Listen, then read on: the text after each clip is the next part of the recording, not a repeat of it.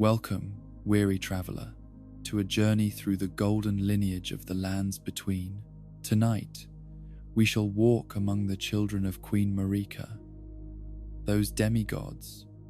whose stories span from radiant glory to tragic downfall. Here, in this realm where ambition and divinity intertwined, we will witness the rise of heroes and the corruption of the pure, exploring the cyclical nature of power and the price of godhood. So settle into comfort, let your breathing slow, and prepare to traverse the mists of legend. Close your eyes when ready, and let these ancient tales of golden blood carry you into peaceful rest. In the time before memory, when the world was young and the greater will first cast its golden gaze upon the lands between, there arose a woman whose destiny would reshape the very foundations of existence. She was known by many names across the ages that followed, but in that primordial moment of ascension, she was simply Marika, a being chosen to serve as vessel for a power that transcended mortal understanding. The transformation that elevated her from flesh to divinity was not gentle, for godhood demands sacrifices that lesser souls cannot comprehend, and Marika paid that price with a completeness that would echo through every choice she made in the eons to come. The golden order that emerged from Marika's apotheosis was unlike anything the world had known before, a system of belief and governance that sought to impose perfect order upon the chaotic forces that had long governed existence. Where once there had been the wild unpredictability of the crucible, that primordial melting pot, where all life had once been blended together in forms both beautiful and terrible, now there was to be structure, hierarchy, and purpose. The golden light that emanated from the Erd tree, that great axis around which the new world would turn, promised an end to the age of uncertainty and the beginning of an era where divine wisdom would guide mortal affairs. But even gods, it seemed, could not escape the fundamental loneliness that afflicts all conscious beings, and so Marika sought a companion worthy of her transformed nature. The man she chose for this sacred union was one whose legend had already begun to spread throughout the realm, a warrior whose strength was matched only by his nobility of spirit. Godfrey, he was called, and though born of mortal flesh, he possessed qualities that made him suitable to stand beside a goddess, as her equal in all things, save the divine spark itself. The courtship between goddess and hero was unlike any romance that had preceded it, for it was conducted not merely between two individuals but between the principles they embodied. Marika represented the ordered perfection that the Golden Order sought to establish throughout the world, while Godfrey embodied the martial valor and unwavering determination necessary to protect and expand that order against all who might oppose it. Their union was both personal affection and cosmic necessity, the joining of wisdom and strength that would serve as the foundation upon which their new age would be built. When Godfrey knelt before the Erd tree to receive the blessing that would transform him into the first Elden Lord, the ceremony that elevated him was witnessed by powers both visible and hidden. The greater will itself seemed to smile upon this joining, and the golden light that bathed the newly crowned Lord carried within it promises of victories yet to come. But perhaps more significantly, their union represented something that transcended mere political alliance, a genuine partnership between beings who had found in each other the completion that neither could achieve alone. The realm that Godfrey inherited through his marriage to Marika was vast and largely untamed, filled with creatures and cultures that had flourished during the Age of Chaos, but now found themselves faced with the prospect of submission to a new order. Some welcomed the promise of stability and protection that the Golden Order offered, recognizing in its structured hierarchy an opportunity for prosperity and growth that the previous age had made impossible. Others resisted, clinging to old ways and ancient freedoms that seemed incompatible with the divine mandate that now claimed dominion over all things. It was in this context of expansion and consolidation that Marika and Godfrey were blessed with their first child, a son whose very existence seemed to embody everything that the Golden Order represented. They named him Godwin, and from the moment of his birth, it was clear that he was no ordinary child, but a being in whom the divine nature of his mother and the heroic qualities of his father had combined to create something unprecedented in the world's history. The golden light that played around him as he grew seemed to come not from external sources but from within his own being, as if he carried a fragment of the Erdtree's radiance in his very soul. Godwin's childhood was spent in the halls of Lanedale, that great capital city which Godfrey and Marika had established as the seat of their power. The city itself was a marvel of architecture and planning, its golden walls rising toward the heavens like prayers made manifest in stone and metal. Every street and plaza had been designed not merely for practical purposes, but to inspire those who walked through them with a sense of the divine order that governed their lives. Here, among the soaring spires and graceful bridges, the young prince learned the lessons that would shape him into the hero he was destined to become. The tutors who guided Godwin's education were chosen not merely for their knowledge, but for their understanding of what it meant to serve something greater than oneself. They taught him the arts of war and peace with equal emphasis, understanding that a prince who might one day rule the world needed to be as skilled in diplomacy as he was with sword and lance. But perhaps more importantly, they instilled in him the fundamental principles of the Golden Order, the understanding that true nobility came not from birth or power, but from the willing sacrifice of personal desires in service of the greater good. As Godwin grew to manhood, his reputation for courage and honor spread throughout the realm, carried by merchants and travelers who had witnessed his deeds or heard them recounted in halls, both grand and humble. He did not seek glory for its own sake, but when duty called, he answered with a wholehearted commitment that inspired all who served alongside him. His victories in battle were won not through ruthless cunning or overwhelming force, but through the kind of strategic brilliance and personal valor that made his enemies respect him even as they fell before his golden blade. The knights who served under Godwin's command became legendary in their own right, transformed by proximity to his nobility into examples of what mortal beings might become when they dedicated themselves completely to righteous purposes. These were not mere soldiers but paladins in the truest sense, warriors who fought not for personal gain or even loyalty to their lord, but for the principles that their lord embodied.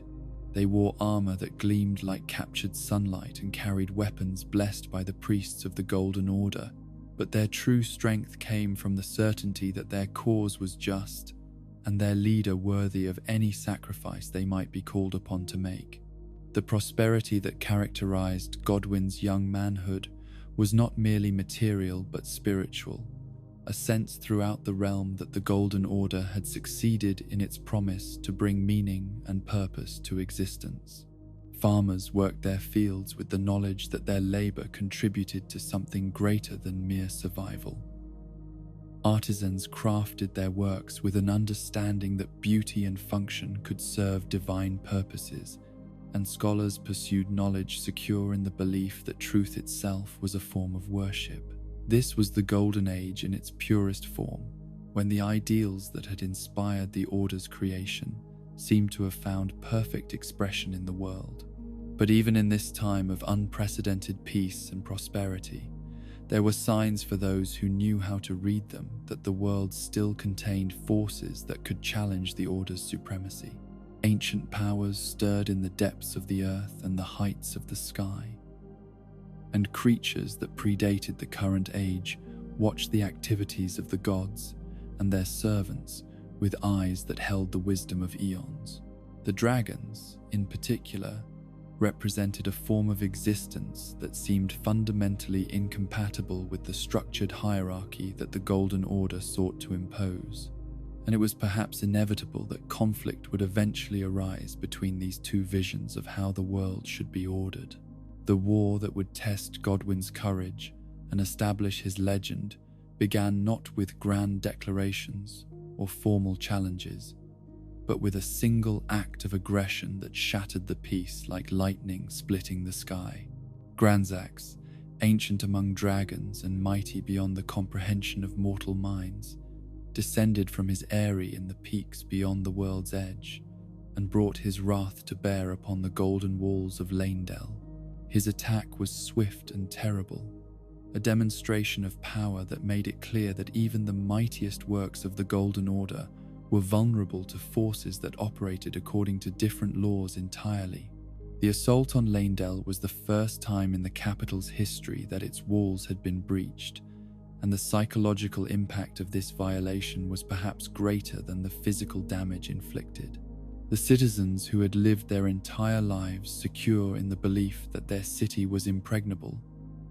found themselves face to face with the reality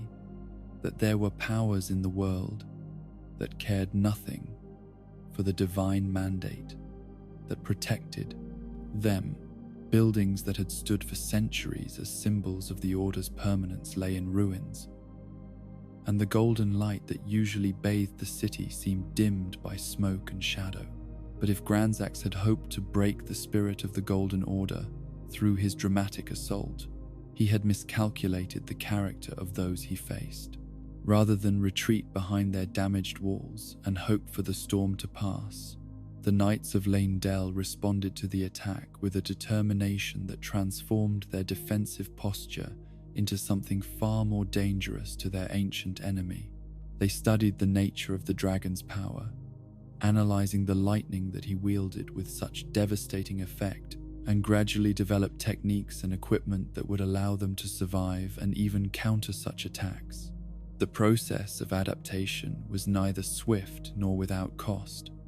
for dragons were beings whose mastery of elemental forces had been perfected over countless millennia, while the Knights of the Golden Order were relative newcomers to such cosmic conflicts. Many brave warriors fell in the early skirmishes, as they learned through bitter experience how to fight enemies whose very presence distorted the natural laws that governed ordinary combat. Lightning that could melt steel and reduce stone to dust required new forms of armor and new tactical approaches that pushed the limits of mortal ingenuity. The Erdtree Sentinels, those elite guardians whose duty was to protect the sacred tree at all costs, underwent transformations that reflected the desperate nature of the conflict they faced. Understanding that conventional weapons and armor would never be sufficient to defeat enemies whose bodies were living embodiments of natural forces, they made the grim decision to incorporate elements of their foes into their own equipment and fighting techniques. The claws and scales of fallen dragons were fashioned into weapons and armor that carried within them echoes of the power that had once animated their original owners. This practice of utilizing the remains of defeated enemies was controversial even among the Order's most dedicated servants, for it seemed to violate the principles of purity and separation that had always been central to their belief system. To fight dragons with weapons made from dragon bone and scale was to accept a level of contamination that made some uncomfortable, a blurring of the clear distinctions between order and chaos that the Golden Order had been created to maintain. Yet, necessity demanded such compromises, and gradually the sight of knights bearing dragon-wrought weapons became accepted as a regrettable but essential adaptation to the realities of cosmic warfare. The war that followed Granzax's initial assault stretched across years and continents, a conflict that tested not only the military might of the Golden Order, but its fundamental understanding of what it meant to impose divine will upon a world that contained forces older than gods. Dragons fell and knights perished in battles that scarred the landscape and left monuments to courage and tragedy that would endure long after the causes for which they died had been forgotten. Yet, gradually, through sacrifice and innovation, the forces of the Golden Order began to gain the upper hand in a conflict that had once seemed impossible to win. It was in the final phase of this great war that Godwin's legend was truly forged, not through a single moment of triumph, but through an act of such unexpected nobility that it transformed the very nature of the conflict itself. At the battle's climax, when victory seemed within the Order's grasp, and the ancient dragons faced the prospect of complete extinction, Godwin found himself confronted by Fortisax, mightiest of all dragonkind, a being whose power eclipsed even that of Gransax, and whose defeat would surely mark the end of draconic resistance. The duel between prince and dragon was a thing of legend even as it unfolded, witnessed by warriors from both sides who recognized that they were present at one of history's defining moments. Fortisax fought with the desperate fury of a being defending not merely his own life but the continued existence of his entire species, while Godwin wielded the golden lightning that had become his signature with a precision and power that seemed to channel the will of the Erdtree itself. The battle raged across landscapes that were transformed by the energies unleashed, leaving scars that would remain visible for ages to come. Yet when the moment came when Godwin could have struck the killing blow that would have ended both the dragon and the war, something unprecedented occurred. Perhaps it was wisdom beyond his years, or perhaps simple compassion for a worthy foe. But instead of delivering the final strike, Godwin stayed his hand and offered something that no one present could have anticipated. Rather than death, he offered friendship, a recognition that the courage and nobility Fortisax had displayed throughout their battle made him worthy of respect rather than destruction. The dragon's response to this unexpected offer was silence that stretched across moments heavy with possibility and danger. Here was a being who had lived since before the rise of the gods, who had seen empires rise and fall, who had reason to hate everything that the Golden Order represented, being asked to set aside enmity in favor of something that transcended the simple logic of conquest and submission. The decision that Fortisax made in that moment would reshape not only the outcome of the war, but the fundamental nature of the Golden Order itself. When Fortisax accepted Godwin's offer of friendship, bowing his great head in acknowledgement of the prince's nobility, a transformation began that affected not only the two beings directly involved, but the entire structure of the conflict that had brought them together. Other dragons, witnessing this unprecedented alliance, found themselves reconsidering their own positions in a war that had suddenly become something more complex than a simple struggle between order and chaos. Some chose to follow Fortisax's example, while others retreated to distant places where they could contemplate what this new development might mean for their ancient race. The peace that followed was unlike any that had been achieved through conquest, for it was built upon mutual respect rather than the submission of the defeated to the victorious. The ancient dragons who chose to ally themselves with the Golden Order were not forced to abandon their nature or their power,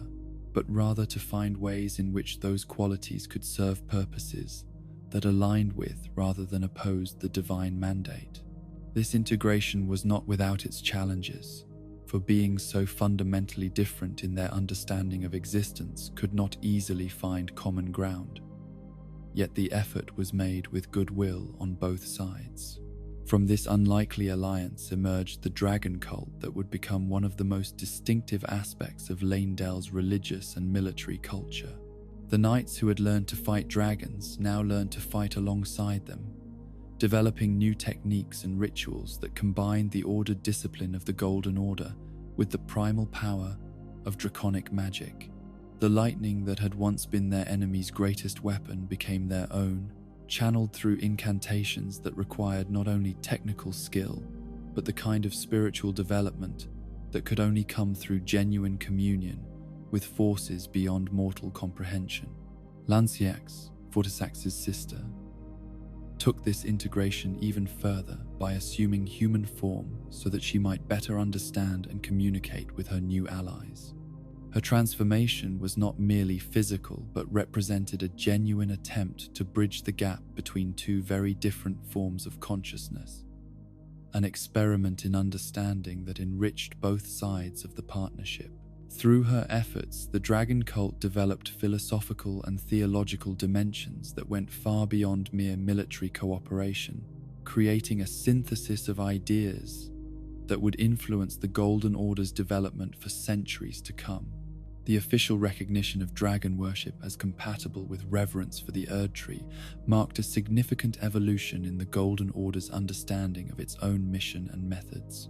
No longer was it necessary to see the world in terms of simple opposition between order and chaos, between the divine and the natural. Instead, there emerged a more nuanced vision that could accommodate complexity and even contradiction, recognizing that the greater will's purposes might be served through diversity rather than uniformity. This theological development would have profound implications for how the Order approached other challenges in the years to come. Godwin's title as the Golden became more than mere honorific in the aftermath of the Dragon War, transformed into a recognition of qualities that transcended even his divine heritage. He had proven himself not only as a warrior capable of facing the mightiest foes, but as a leader whose vision could transform enemies into allies, and whose character could inspire even ancient beings to reconsider their most fundamental assumptions. The golden light that surrounded him seemed to shine more brightly after his friendship with Fortisax was established, as if the act of choosing mercy over vengeance had somehow deepened his connection to the divine forces that flowed through him. The capital city that emerged from the reconstruction following Granzax's assault was more magnificent than ever, but also different in ways that reflected the changes that the war had brought about. Alongside the traditional golden architecture rose new structures that incorporated draconic elements, creating a visual synthesis that celebrated the alliance between human and dragon, while maintaining the essential character that made Leyndell unique among the world's great cities. The sight of dragons soaring peacefully above the city's spires became a symbol of the new age that Godwin's choices had made possible. In the years that followed the Dragon War's conclusion, the Golden Order experienced a period of growth and prosperity that surpassed even the Golden Age that had preceded the conflict. The integration of draconic power and wisdom into the Order's hierarchy created new possibilities for expansion and development that would have been impossible under the older, more rigid interpretation of divine mandate. Territories that had once seemed beyond the Order's reach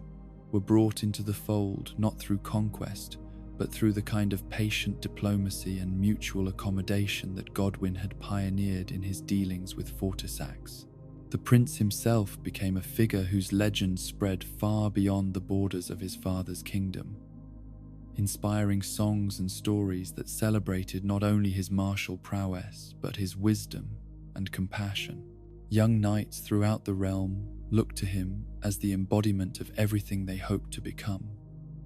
while common folk found in his example proof that even the mightiest powers could be moved by mercy and understanding. The golden lightning that had become his signature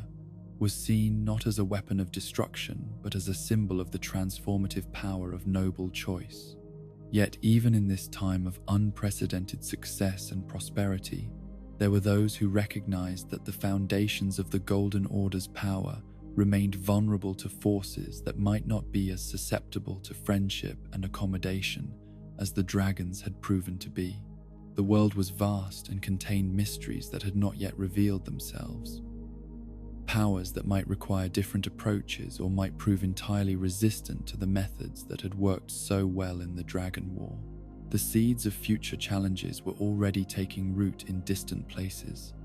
waiting for the proper conditions to manifest in ways that would test the Order's evolved understanding of its mission and methods. In the depths of joy that followed Godwin's birth and the establishment of peace with the ancient dragons, Queen Marika and Lord Godfrey were blessed once more with the prospect of children who would carry forward their golden lineage. Yet the gods, it seemed, were not content to grant only blessings unmixed with tragedy, and the twins that emerged from this second pregnancy would embody one of the most profound contradictions at the heart of the Golden Order's vision of perfection. These children, born of the most divine union the world had ever witnessed,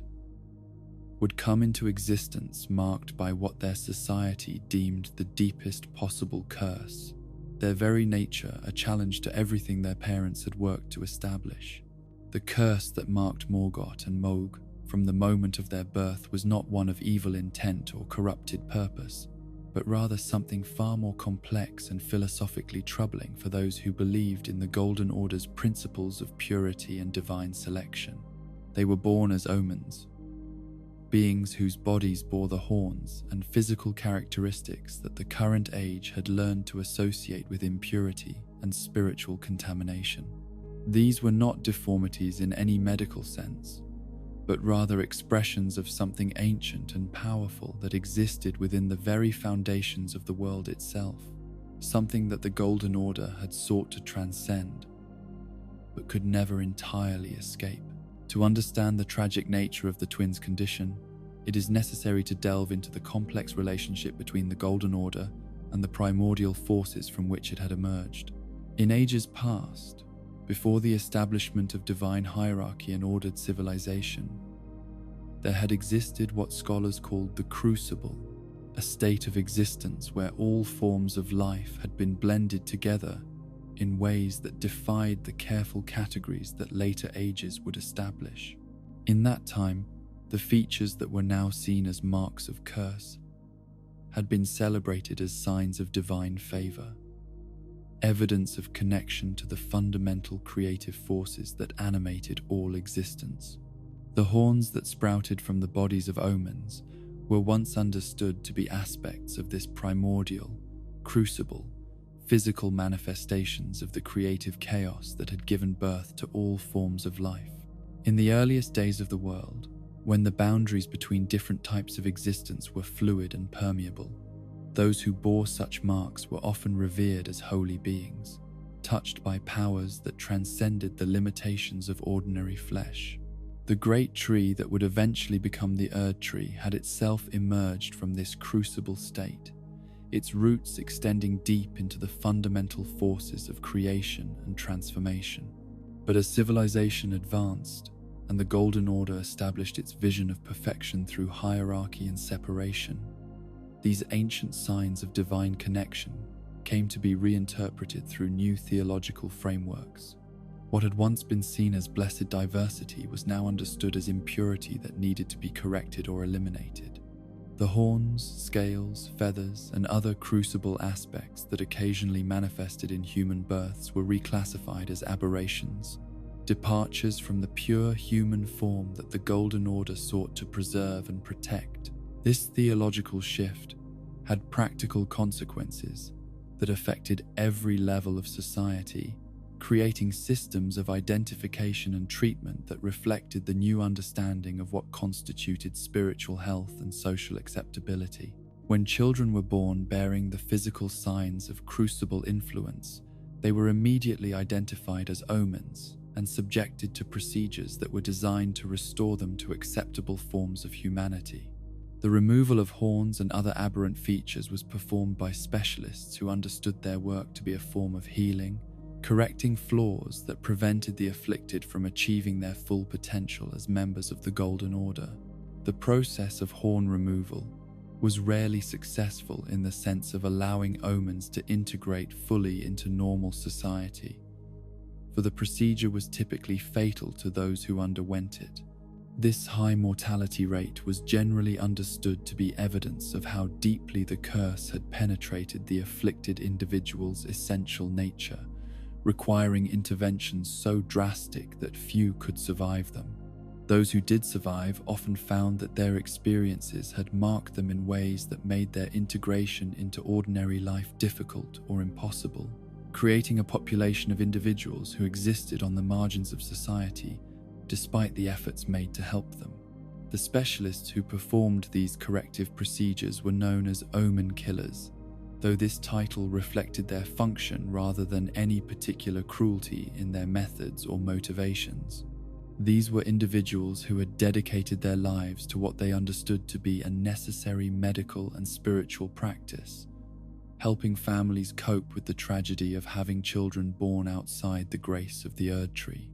The masks they wore during their procedures were designed not to terrorize but to protect both the practitioner and the patient from the full psychological impact of what was being attempted.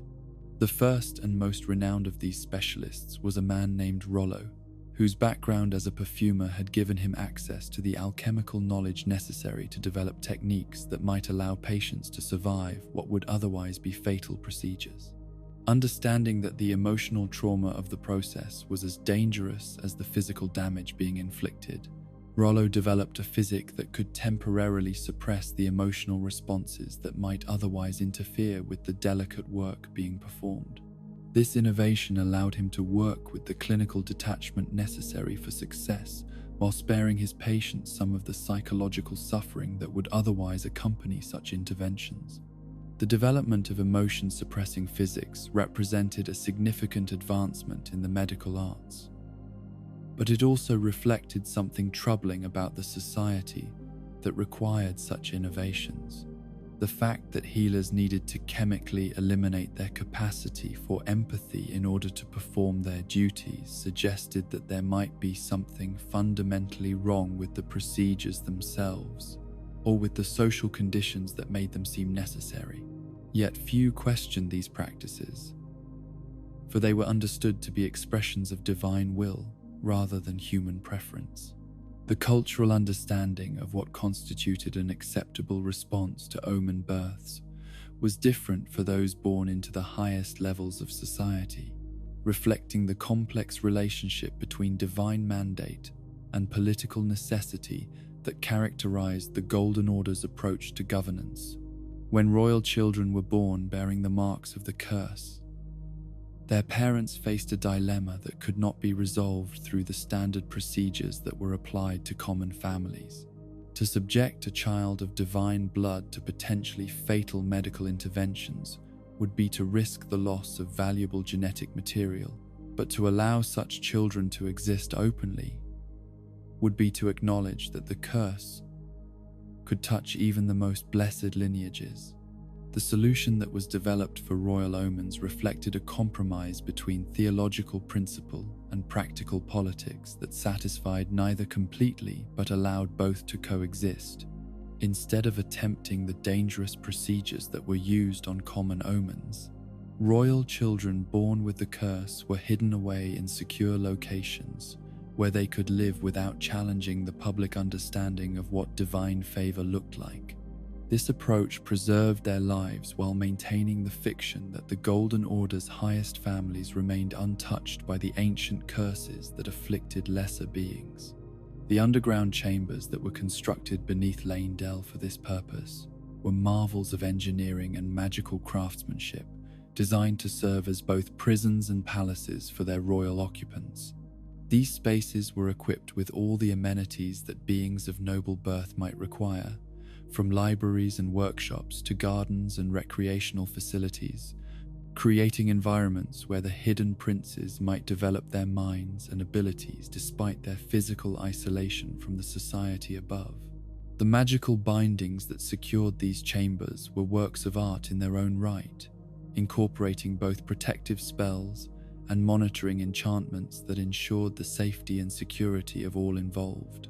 The shackles that were placed upon Morgot and Moog when they were confined to these underground chambers were not crude instruments of restraint, but rather sophisticated magical artifacts that served multiple functions simultaneously. Covered in roots and thorns that seemed to grow from the metal itself,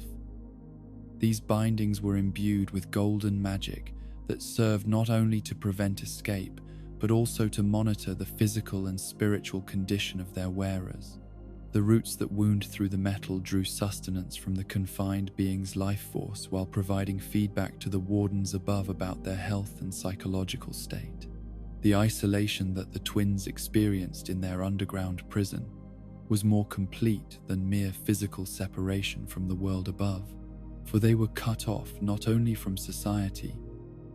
but from the natural cycles of day and night that normally regulate the development of growing minds.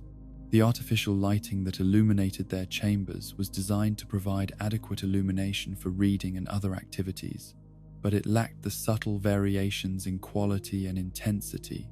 that help establish psychological rhythms and emotional stability. This constant, unchanging environment had profound effects on both twins, though they responded to their circumstances in very different ways. For Morgot, the elder of the twins, by mere minutes but bearing that responsibility with the weight of centuries, the isolation became a crucible that refined his character in unexpected directions. Rather than being driven to madness or despair by his circumstances, he found within himself reserves of dedication and loyalty that transformed his imprisonment into a form of monastic discipline. He came to understand his condition not as a punishment for sins he had not committed, but as a test of his worthiness to serve the Golden Order despite his physical disqualification from its visible hierarchy. The books and scrolls that were provided for the twins' education became Morgot's window into the world above, allowing him to study the principles and practices of the society that had rejected him, while developing an understanding of governance and leadership that was perhaps deeper than what he might have achieved through direct participation. He learned the histories of great rulers and the philosophical foundations of just law, absorbing lessons that would serve him well when circumstances eventually called upon him to apply this knowledge in ways that no one could have anticipated. Most remarkably, despite having every reason to feel betrayed and abandoned by the Golden Order, Morgot developed a love for the Erdtree and its principles that was perhaps purer than what was felt by many who lived openly under its protection. His affection was not based on personal benefit or social approval, for he received neither, but on genuine appreciation for the ideals of order and justice that the system represented at its best. This love sustained him through the long years of imprisonment and would eventually motivate acts of heroism that would remain hidden from those he protected. Moog's response to their shared circumstances was fundamentally different, reflecting a personality that was perhaps more naturally inclined toward rebellion and self-assertion than his brother's contemplative acceptance. Where Morgot found in their situation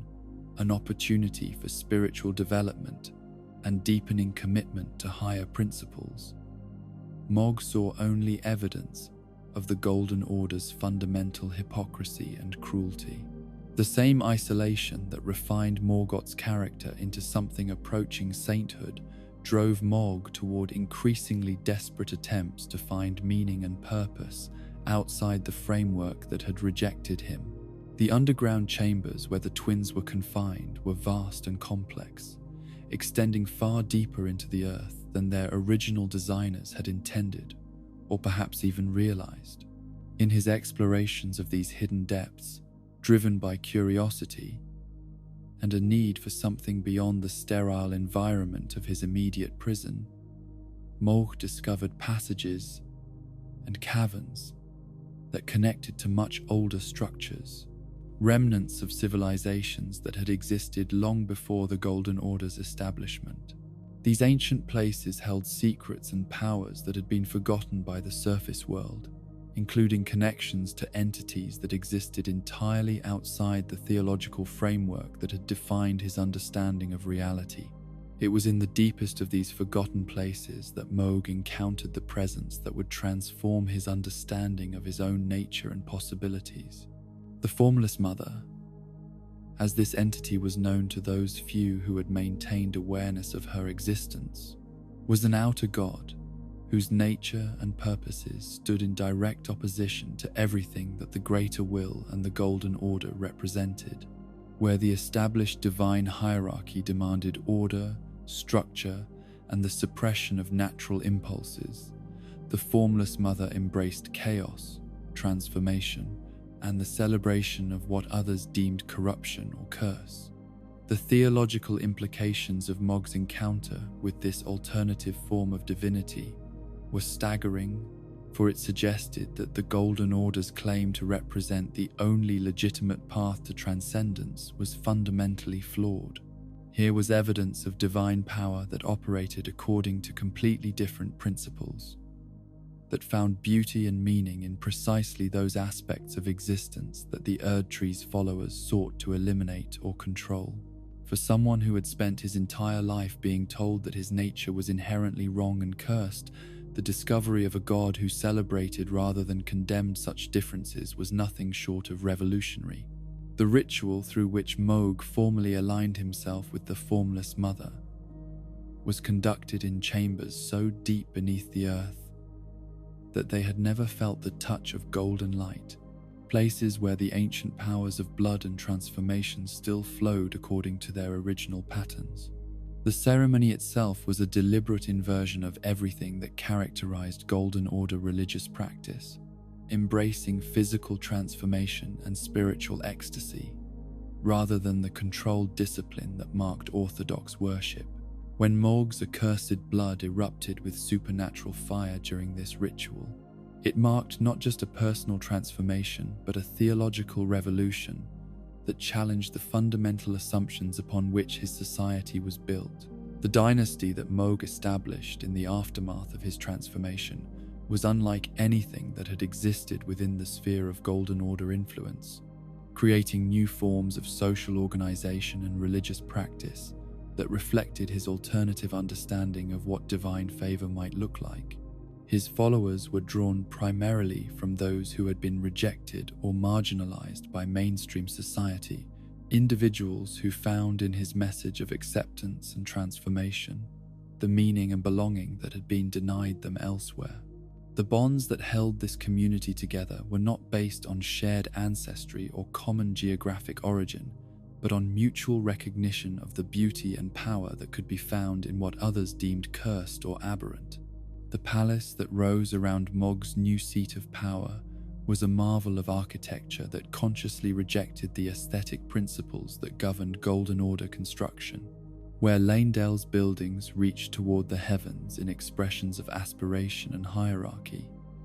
Moog's structures embraced the earth and the depths, creating spaces that felt organic and alive rather than imposed and artificial. The walls seemed to breathe with a life of their own,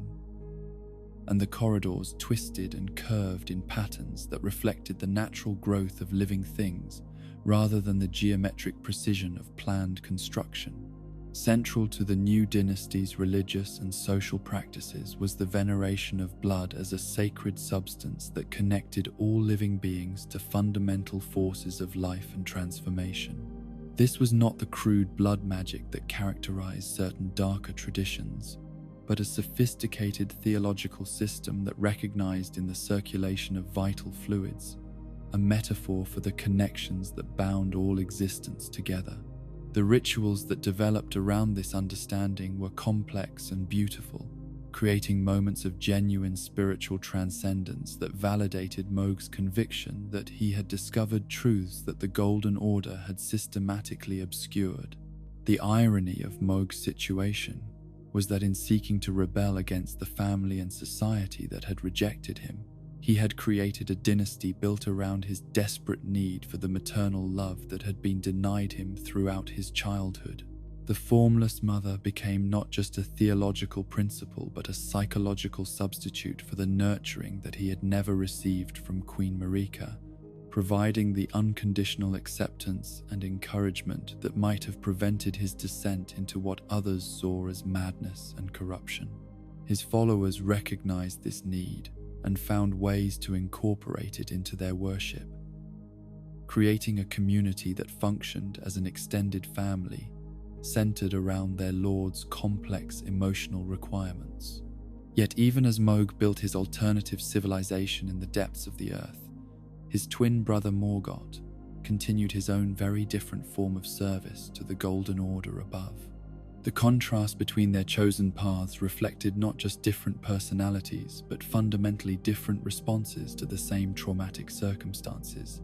demonstrating how identical situations can produce entirely opposite outcomes depending on the internal resources and philosophical orientations of those who experience them. Where Moog's rejection of the Golden Order led him to embrace everything it opposed, Morgot's acceptance of his situation allowed him to become perhaps its most devoted defender. The secret activities that Morgot conducted from his underground prison represented one of the most remarkable examples of selfless service in the annals of the Golden Order's history. Despite being officially denied any role in the kingdom's governance or defense, he found ways to contribute to its security and stability that went unrecognized by those who benefited from his efforts. Through networks of loyal servants and magical surveillance systems that he developed over decades of careful planning, he was able to monitor threats to the realm and take action to neutralize them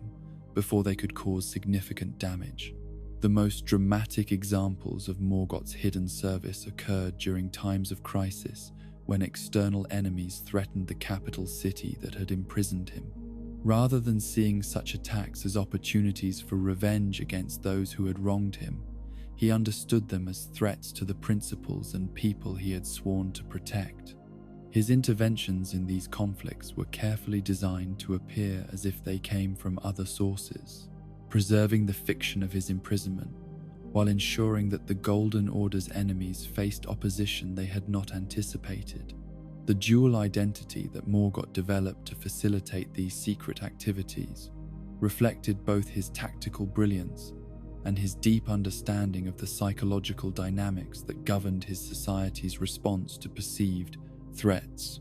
By adopting the persona of an unknown defender rather than revealing his true identity, he was able to inspire hope and courage in those who might have been dismayed to learn that their protector was one of the very beings they had been taught to fear and despise. His careful management of this deception demonstrated a level of strategic thinking that rivaled anything achieved by the Golden Order's official military leadership. The weapons and armor that Morgot developed for his clandestine activities were marvels of craftsmanship that incorporated both traditional Golden Order techniques and innovations born from his unique circumstances and perspectives. His blade, in particular, was a work of art that could manifest in multiple forms, depending on the tactical requirements of specific situations, demonstrating his mastery of both physical combat and the magical arts that he had studied during his long confinement. The golden light that emanated from these weapons when he wielded them served as both practical illumination and symbolic reminder of his continued connection to the divine principles he served. Perhaps the most remarkable aspect of Morgot's hidden service was the fact that he received no recognition or reward for his efforts, yet continued them without any expectation that his circumstances would ever change. His motivation was not hope for eventual acceptance or integration into the society above, but simple love for the ideals that society was supposed to represent. This selfless dedication transformed what could have been a story of tragic victimization into something approaching genuine heroism, demonstrating that nobility of character can emerge from even the most adverse circumstances. The relationship between the twins during their long confinement was complex and often strained, for their fundamentally different responses to their shared situation created philosophical and emotional distances that were difficult to bridge. Morgot's acceptance of his circumstances and continued loyalty to the Golden Order was incomprehensible to Moog, who saw such attitudes as evidence of a broken spirit rather than noble dedication. Similarly, Moog's embrace of alternative forms of power and meaning appeared to Morgot as a dangerous delusion that threatened not only his brother's soul, but the stability of the entire realm. Yet, despite these fundamental disagreements, The bond between them remained strong, rooted in shared experiences that no one else could fully understand. They were the only beings in existence who knew what it meant to be born into divine royalty, only to be immediately cast down into cursed imprisonment, the only ones who had experienced the particular combination of privilege and rejection that had shaped their understanding of themselves and the world. This shared knowledge created a connection that persisted even as their chosen paths diverged toward opposite extremes. The magical bindings that held them in their underground prison were sophisticated enough to prevent physical escape, but they could not entirely eliminate the brothers' ability to influence events in the world above through more subtle means. Both developed techniques for projecting aspects of their consciousness beyond their physical confinement, allowing them to gather information and occasionally take action despite their bodily imprisonment. These abilities reflected not only their inherent magical talents, but the intense focus and determination that their circumstances had forced them to develop. The guards and wardens, who were responsible for maintaining the twins' confinement, were carefully selected for their ability to perform their duties without being corrupted by extended contact with beings of such unusual nature and power. These individuals underwent extensive psychological preparation and magical protection before being assigned to their posts, and their tours of duty were deliberately limited to prevent the kind of long-term exposure that might compromise their loyalty or sanity. Despite these precautions, several wardens over the years reported strange dreams and unexplained phenomena that suggested their charges possessed influence that extended beyond their apparent physical limitations. The educational materials that were provided for the twins' intellectual development were carefully curated to exclude information that might enable them to better understand or exploit their supernatural abilities. Yet both brothers proved remarkably adept at extrapolating forbidden knowledge from seemingly innocent sources. Morgot used his studies of history and law to develop insights into the psychological and magical vulnerabilities of potential enemies, while Moog found in theological texts clues to the existence of alternative divine powers that had been systematically suppressed by Golden Order orthodoxy. As the years passed, and the twins matured from children into adults, their individual characteristics became more pronounced, and their chosen paths more clearly defined. Morgot's dedication to service, despite rejection, deepened into something approaching sainthood, while Moog's embrace of forbidden powers transformed him into something that challenged traditional categories of good and evil. Yet both remained, in their own ways, products of the Golden Order that had shaped their circumstances, their responses to those circumstances, and ultimately, their destinies. The tragedy of the Omen twins was not merely personal, but representative of deeper contradictions within the Golden Order's theological and social systems. Their existence demonstrated that even the most carefully constructed hierarchies contained elements that could not be easily categorized or controlled, and their responses to their circumstances revealed both the best and worst potentials inherent in beings who found themselves excluded from the mainstream of their society. In their different paths, they embodied the eternal tension between acceptance and rebellion, between loyalty and independence, between the desire for belonging and the need for authentic self-expression. In the northern reaches of the lands between, where mist-shrouded mountains touched the star-filled sky and ancient magics flowed like rivers through valleys that had known wisdom since before the rise of gods, there existed a realm that stood apart from the golden light of the Erd Tree's influence. This was Liurnia, the land of lakes and sorcery, where the Academy of Raya Lucaria had for countless centuries pursued forms of knowledge that operated according to principles entirely different from those that governed the Golden Order's understanding of divine power. Here, in towers that pierced the clouds and libraries that contained the accumulated wisdom of ages, a different vision of what civilization might become had taken root, and flourished. The history of this northern realm was one of scholarly pursuit and magical innovation, shaped by beings whose curiosity about the fundamental nature of existence had led them to develop techniques and theories that challenged conventional understanding of what was possible within the bounds of natural law. The sorcerers of Liurnia had learned to harness the power of glintstone, those crystalline formations that seemed to capture and focus the influence of celestial bodies, creating spells that could manipulate matter and energy in ways that seemed miraculous to those unfamiliar with the underlying principles involved. At the heart of this tradition of magical learning stood the Academy of Raya Lucaria, an institution whose origins stretched back into the mists of antiquity and whose influence extended throughout the northern territories and beyond. The Academy was more than merely a school or research facility. It was a living embodiment of humanity's desire to understand and master the forces that shaped existence itself.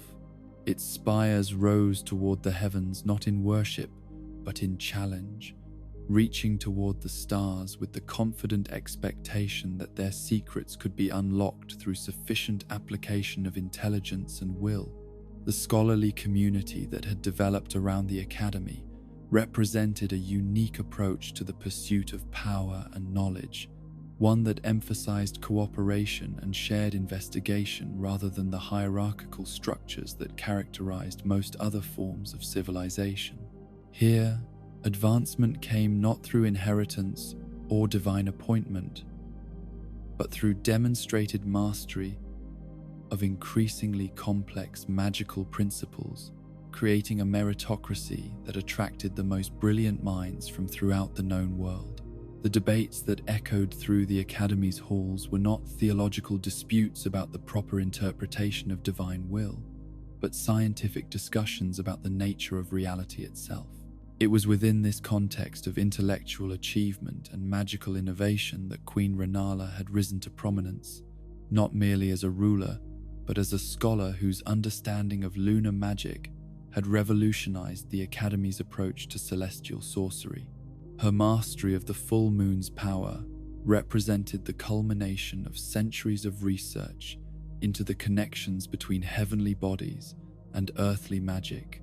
demonstrating that the influence of cosmic forces could be channeled and directed through properly constructed spells and rituals. Under her leadership, the Academy had achieved levels of magical sophistication that rivaled anything accomplished by the gods themselves. The queenship that Renala had established in Liurnia was unlike any other form of royal authority that existed in the known world, for it was based not on divine appointment or military conquest, but on genuine recognition of her superior wisdom and magical ability. Her subjects served her not out of fear or obligation, but from authentic appreciation for the prosperity and security that her leadership had brought to their realm. The peace that characterized her reign was not imposed through force of arms, but maintained through the kind of enlightened governance that made conflict seem both unnecessary and counterproductive. The full moon that served as both Renala's source of power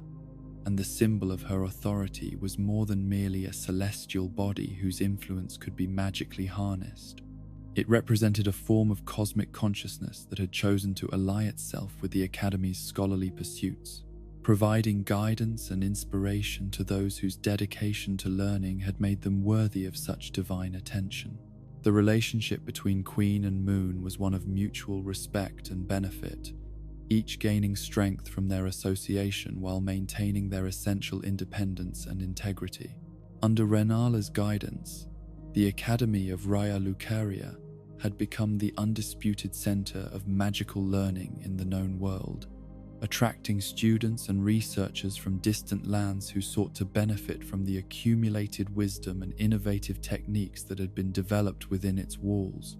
The library collections that filled the Academy's towers contained not merely books and scrolls, but preserved memories and crystallized experiences that could transmit knowledge in ways that transcended the limitations of written language. To study within these halls was to gain access to insights that had been gathered across centuries of patient investigation and experimentation. The magical traditions that flourished under Renala's patronage represented a synthesis of ancient wisdom and innovative technique that produced results of unprecedented sophistication and power. The sorcerers who trained within the academy learned not merely to cast spells but to understand the fundamental principles that made such magic possible, developing theoretical frameworks that allowed them to create new techniques and adapt existing ones to novel situations.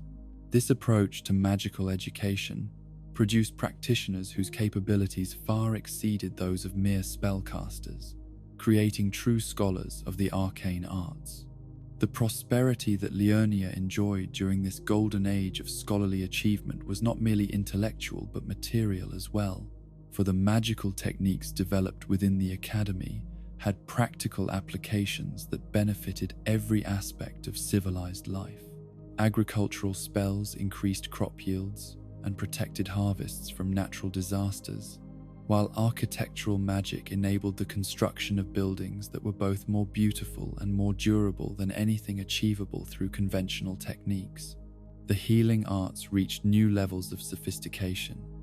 as medical practitioners learned to combine traditional remedies with magical interventions that could address conditions previously considered incurable. Yet even in this time of unprecedented achievement and prosperity,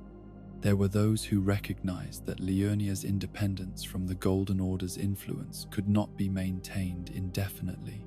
The expansion of Marika and Godfrey's empire had brought divine authority to territories that had previously governed themselves according to their own traditions and values,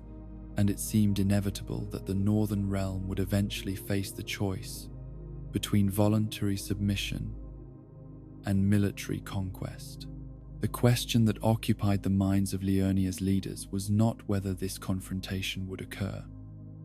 but when and under what circumstances it might be possible to preserve some measure of their cherished independence. The answer to this question came in the form of a champion whose reputation for military prowess was matched only by his mysterious origins and complex relationship with the divine powers he served. Radagon of the Golden Order was not merely a general sent to conquer rebellious territories,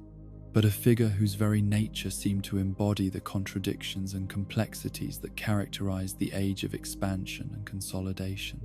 His red hair marked him as different from the typical representatives of Golden Order authority, while his mastery of both martial and magical arts suggested capabilities that transcended the usual categories of warrior or scholar.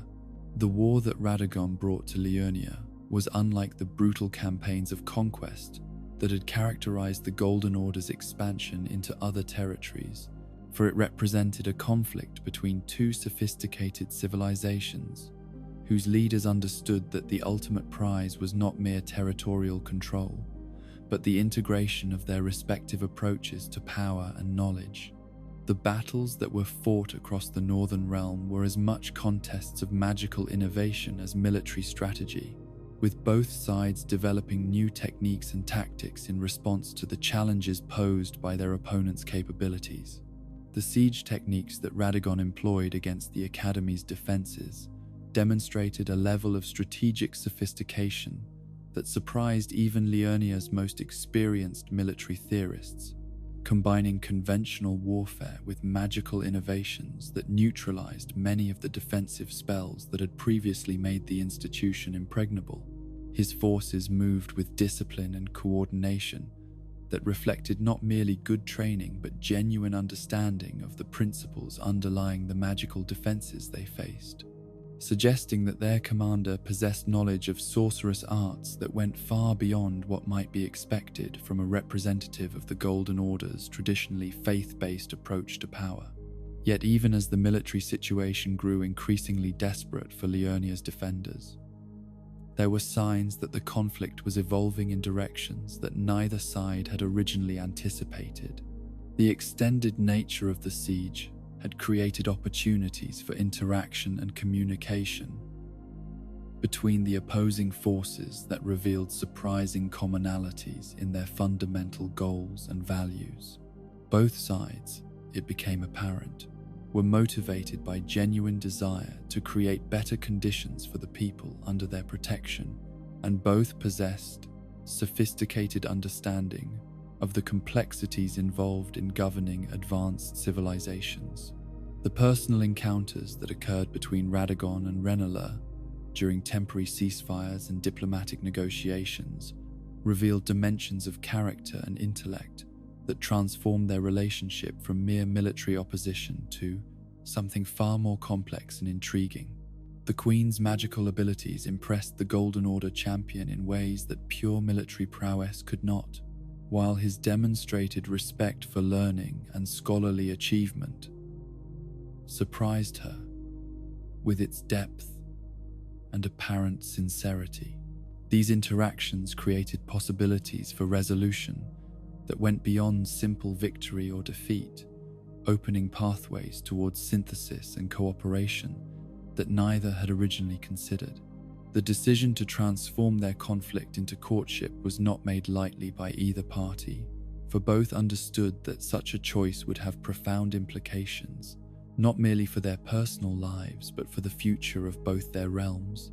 The political ramifications of a union between the Golden Order's champion and Liurnia's scholarly queen would necessarily reshape the relationship between faith-based and knowledge-based approaches to governance, creating new possibilities for cooperation, while also generating new sources of potential tension and conflict. The wedding ceremony that united Radagon and Renala was conducted according to traditions that drew from both their cultural backgrounds,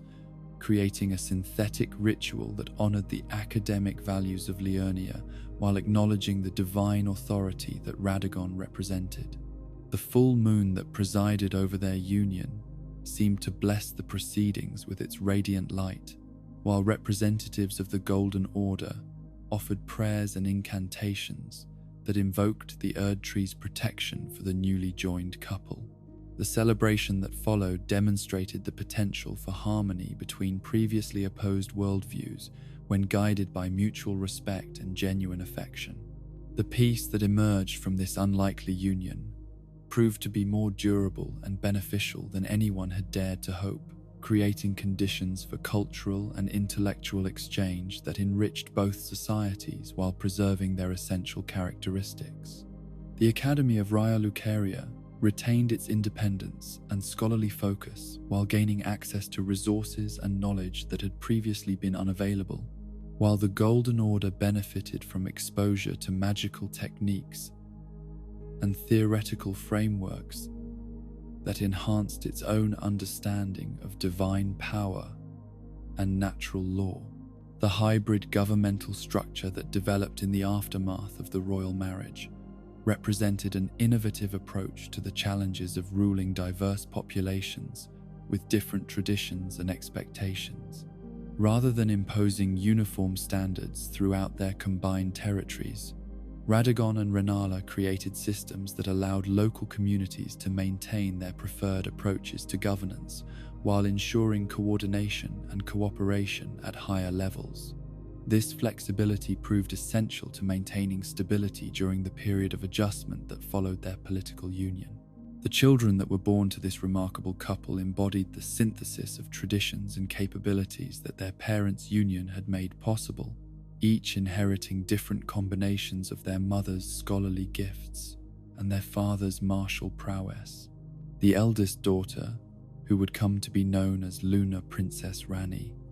displayed from early childhood an affinity for the kind of deep magical research that had made her mother famous, while also possessing the strategic intelligence and strength of will that characterized her father's approach to complex challenges. The second child, Radan, inherited his father's red hair, along with an instinctive understanding of warfare and leadership that would eventually make him one of the most formidable military commanders in the known world. Yet he also possessed his mother's intellectual curiosity and appreciation for learning, leading him to pursue magical studies that would enhance rather than replace his martial capabilities. This combination of scholar and warrior created possibilities for achievement that transcended the limitations of either tradition alone. The youngest son, Reichard, displayed from birth a complex personality that combined his parents' best qualities with ambitions and perspectives that were entirely his own. His intelligence rivaled his siblings, while his determination to forge his own path led him toward investigations and alliances that would eventually challenge the fundamental assumptions of both the academic and divine orders that had shaped his upbringing. In him, the synthesis of his parents' traditions would evolve toward possibilities that neither had originally envisioned. The family life that developed around these remarkable children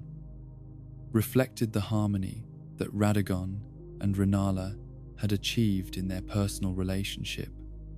while also preparing each child for the unique destiny that their mixed heritage would create. The education they received combined the best elements of both scholarly and martial traditions, creating well-rounded individuals whose capabilities spanned multiple domains of knowledge and skill. Yet each child was also encouraged to develop their individual interests and talents, ensuring that their shared heritage would express itself in distinctly personal ways. The Academy of Raya Lucaria experienced a renaissance during this period that exceeded even its previous golden ages of scholarly achievement. The resources and support that came with royal patronage were combined with new opportunities for research and experimentation that emerged from the Academy's enhanced relationship with the Golden Order's theological and magical traditions. Students and faculty found themselves working at the cutting edge of multiple fields simultaneously, creating innovations that advanced human understanding in ways that had previously seemed impossible. The magical techniques that were developed during this period of intensive collaboration represented genuine breakthroughs in humanity's ability to understand and manipulate the fundamental forces of existence. The synthesis of glintstone sorcery with Golden Order incantations produced hybrid spells of unprecedented power and versatility, while the theoretical frameworks developed to explain these innovations advanced magical theory in directions that would influence practitioners for generations to come. The Academy's reputation as the premier center of magical learning was enhanced rather than diminished by its association with divine authority. The diplomatic implications of the Radagon-Rani union extended far beyond the immediate territories under their direct control, serving as a model for how different civilizations might resolve their conflicts through negotiation and compromise rather than conquest and submission. Other regional powers took note of the prosperity and stability that had emerged from this unusual arrangement, leading to a period of reduced conflict and increased cooperation throughout the known world. The example they set demonstrated that differences in tradition and belief need not inevitably lead to warfare and destruction. Yet even as this golden age of cooperation and achievement reached its peak, there were subtle signs that the foundations of their success contained elements of instability that would eventually require attention and resolution. The fundamental differences in worldview that had originally brought Radagon and Rani into conflict had not been eliminated by their marriage, merely set aside in favor of more immediate priorities. The theological tensions between faith-based and knowledge-based approaches to understanding reality continued to exist beneath the surface harmony, waiting for circumstances that would bring them back into prominence. The children who had grown up in this environment of synthesis and cooperation would eventually face choices that would test not only their individual characters, but the durability of the compromise their parents had achieved. Each would be forced to decide whether their primary loyalty lay with the scholarly traditions of their mother, the divine authority of their father, or some entirely new synthesis that would transcend both inherited traditions. These decisions would have consequences that extended far beyond their personal lives, ultimately shaping the future of both the Academy of Raya Lucaria and the Golden Order itself. The prosperity that characterized this period of cooperation and cultural exchange created conditions that allowed all parties to develop their capabilities and pursue their goals without the constraints that typically accompany situations of scarcity or conflict. Yet this very prosperity also contained the seeds of future complications, as the children of the royal union grew into individuals whose power and ambition would eventually exceed the frameworks within which their parents had learned to operate. The success of the Radagon-Renala partnership would ultimately be measured not by its immediate achievements, but by its ability to provide foundation for the even greater challenges that their offspring would face in the years to come. Among the children born to the union of Radagon and Queen Renala, none would achieve greater renown in the annals of warfare or inspire more songs of heroic achievement than their eldest son, whose destiny would be written not merely in the chronicles of earthly conquest, but in the very movements of the stars themselves. Radan came into the world bearing the unmistakable mark of his father's lineage, his hair blazing with the same crimson fire that had distinguished Radagon throughout his legendary career as champion of the Golden Order. Yet this inheritance was more than merely aesthetic, for within that red mane lay the promise of martial prowess and strategic brilliance that would one day reshape the understanding of what was possible when divine blood combined with human ambition and dedication. From his earliest childhood, Radan displayed the kind of natural affinity for combat and military strategy that marked him as extraordinary, even among the offspring of legendary parents. Where other children played with wooden toys and imaginary companions, young Radan was drawn to the study of weapons and armor, finding in the weight and balance of properly crafted implements a kind of poetry that spoke to something deep within his nature. His nurses and tutors reported that he could often be found in the armory, examining swords and shields with the focused attention that scholars typically reserved for ancient manuscripts, as if seeking to unlock secrets that were hidden within the metal itself. The education that was designed for Radan reflected his parents' understanding that their son's destiny would require mastery of multiple disciplines, combining the scholarly traditions that had made Renala famous with the martial excellence that characterized Radagon's approach to leadership and governance. His tutors were chosen not merely for their expertise in individual subjects, but for their ability to help him understand the connections between seemingly disparate areas of knowledge, recognizing that true strategic brilliance required the kind of synthetic thinking that could draw insights from unexpected sources and apply them to novel situations. The philosophical foundations that were laid during Radan's educational years would prove crucial to his later achievements, for they instilled in him not merely the technical skills necessary for military command, but the deeper understanding of purpose and meaning that distinguished great leaders from mere tacticians. His studies in history taught him to recognize patterns that repeated across generations and cultures, while his exposure to magical theory provided him with frameworks for understanding forces that operated beyond the conventional boundaries of physical law. Most importantly, his training in ethics and governance helped him develop the moral compass that would guide his decisions during the complex challenges he would face as both warrior and ruler. Yet perhaps the most significant influence on Radan's developing character came not from formal instruction, but from his deep admiration for a figure whose legend had already become synonymous with everything noble and heroic in the Fae. Martial tradition. Godfrey, the first Elden Lord, represented for young Radan the perfect synthesis of strength and honor, a warrior whose achievements in battle were matched only by his dedication to protecting those who could not protect themselves. The stories of Godfrey's conquest of the Storm Lord and his establishment of the Golden Order's military traditions became for Radan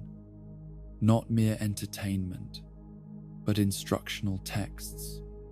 that shaped his understanding of what it meant to be a true champion. This hero worship was not the simple admiration that many young people feel for distant legendary figures, but rather a carefully studied apprenticeship conducted across the barriers of time and circumstance. Radan analyzed every available account of Godfrey's campaigns, seeking to understand not merely what the first Elden Lord had done, but why he had chosen particular strategies and tactics in specific situations.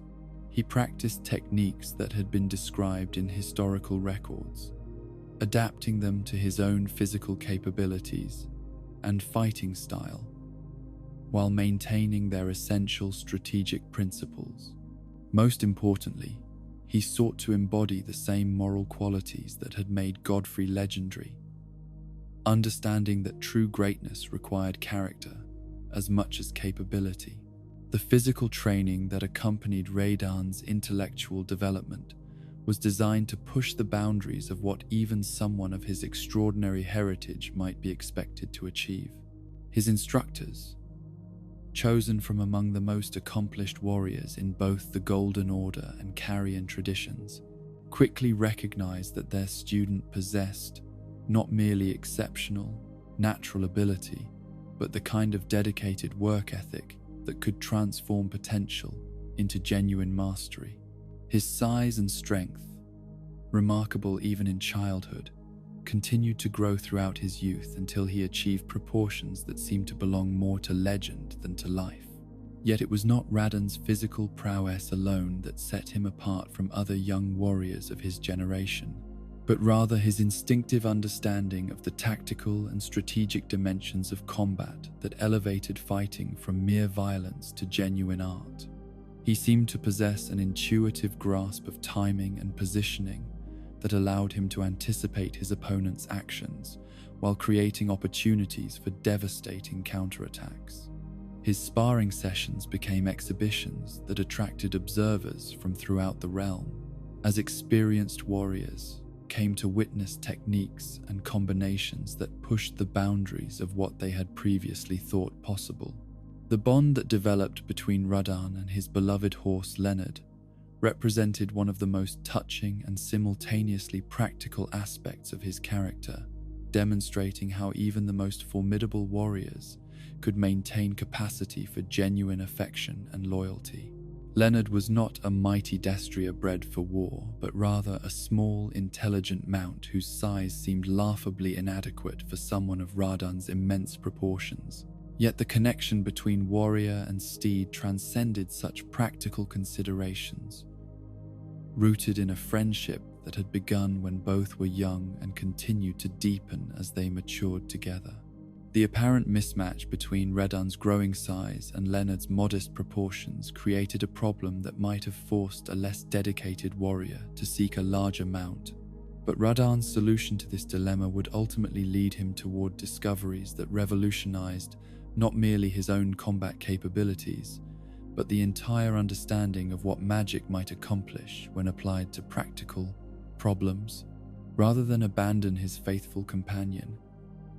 he chose to seek magical solutions that would allow their partnership to continue despite the physical challenges involved. The gravitational magic that became Radan's signature represented a synthesis of theoretical knowledge and practical necessity that demonstrated the kind of innovative thinking his parents had hoped their unique educational approach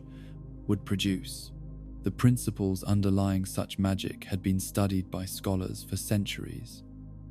but previous practitioners had typically focused on applications that were primarily theoretical or ceremonial rather than practical. Radan's recognition that these same forces could be manipulated to solve real-world problems opened entirely new avenues for magical research and application. The journey that took Radan to Celia, the town of sorcery where he would receive the training necessary to master gravitational techniques, was itself a formative experience that exposed him to magical traditions and perspectives that differed significantly from those he had encountered in his parents' courts. Celia was a place where theoretical knowledge and practical application merged in ways that created genuine innovation, where scholars worked alongside craftsmen and warriors to develop techniques that served real purposes rather than merely advancing abstract understanding. The Alabaster Lords, who served as Radan's mentors in gravitational magic, were beings whose very existence challenged conventional understanding of the boundaries between different forms of life and consciousness. These ancient creatures, formed from stone yet possessed of intelligence and wisdom that spanned millennia, represented a form of existence that had emerged from cosmic events so dramatic that they had fundamentally altered the nature of reality in the locations where they occurred. Their knowledge of gravitational forces was not merely theoretical, but experiential, based on direct participation in the cosmic processes that created and shaped such phenomena. The training that Radan underwent under these otherworldly tutors was unlike anything in his previous educational experience, demanding not merely intellectual understanding, but a form of spiritual transformation that allowed him to perceive and manipulate forces that operated according to principles entirely different from those governing ordinary magic. The process required him to expand his consciousness beyond the limitations of conventional human awareness, while maintaining the practical focus necessary to apply his newfound abilities to specific tactical and strategic problems. The techniques that Radan mastered during his time in Celia represented revolutionary advances in the practical application of gravitational manipulation, creating possibilities for both offensive and defensive applications that had never before been achieved by mortal practitioners. His ability to increase or decrease gravitational fields at will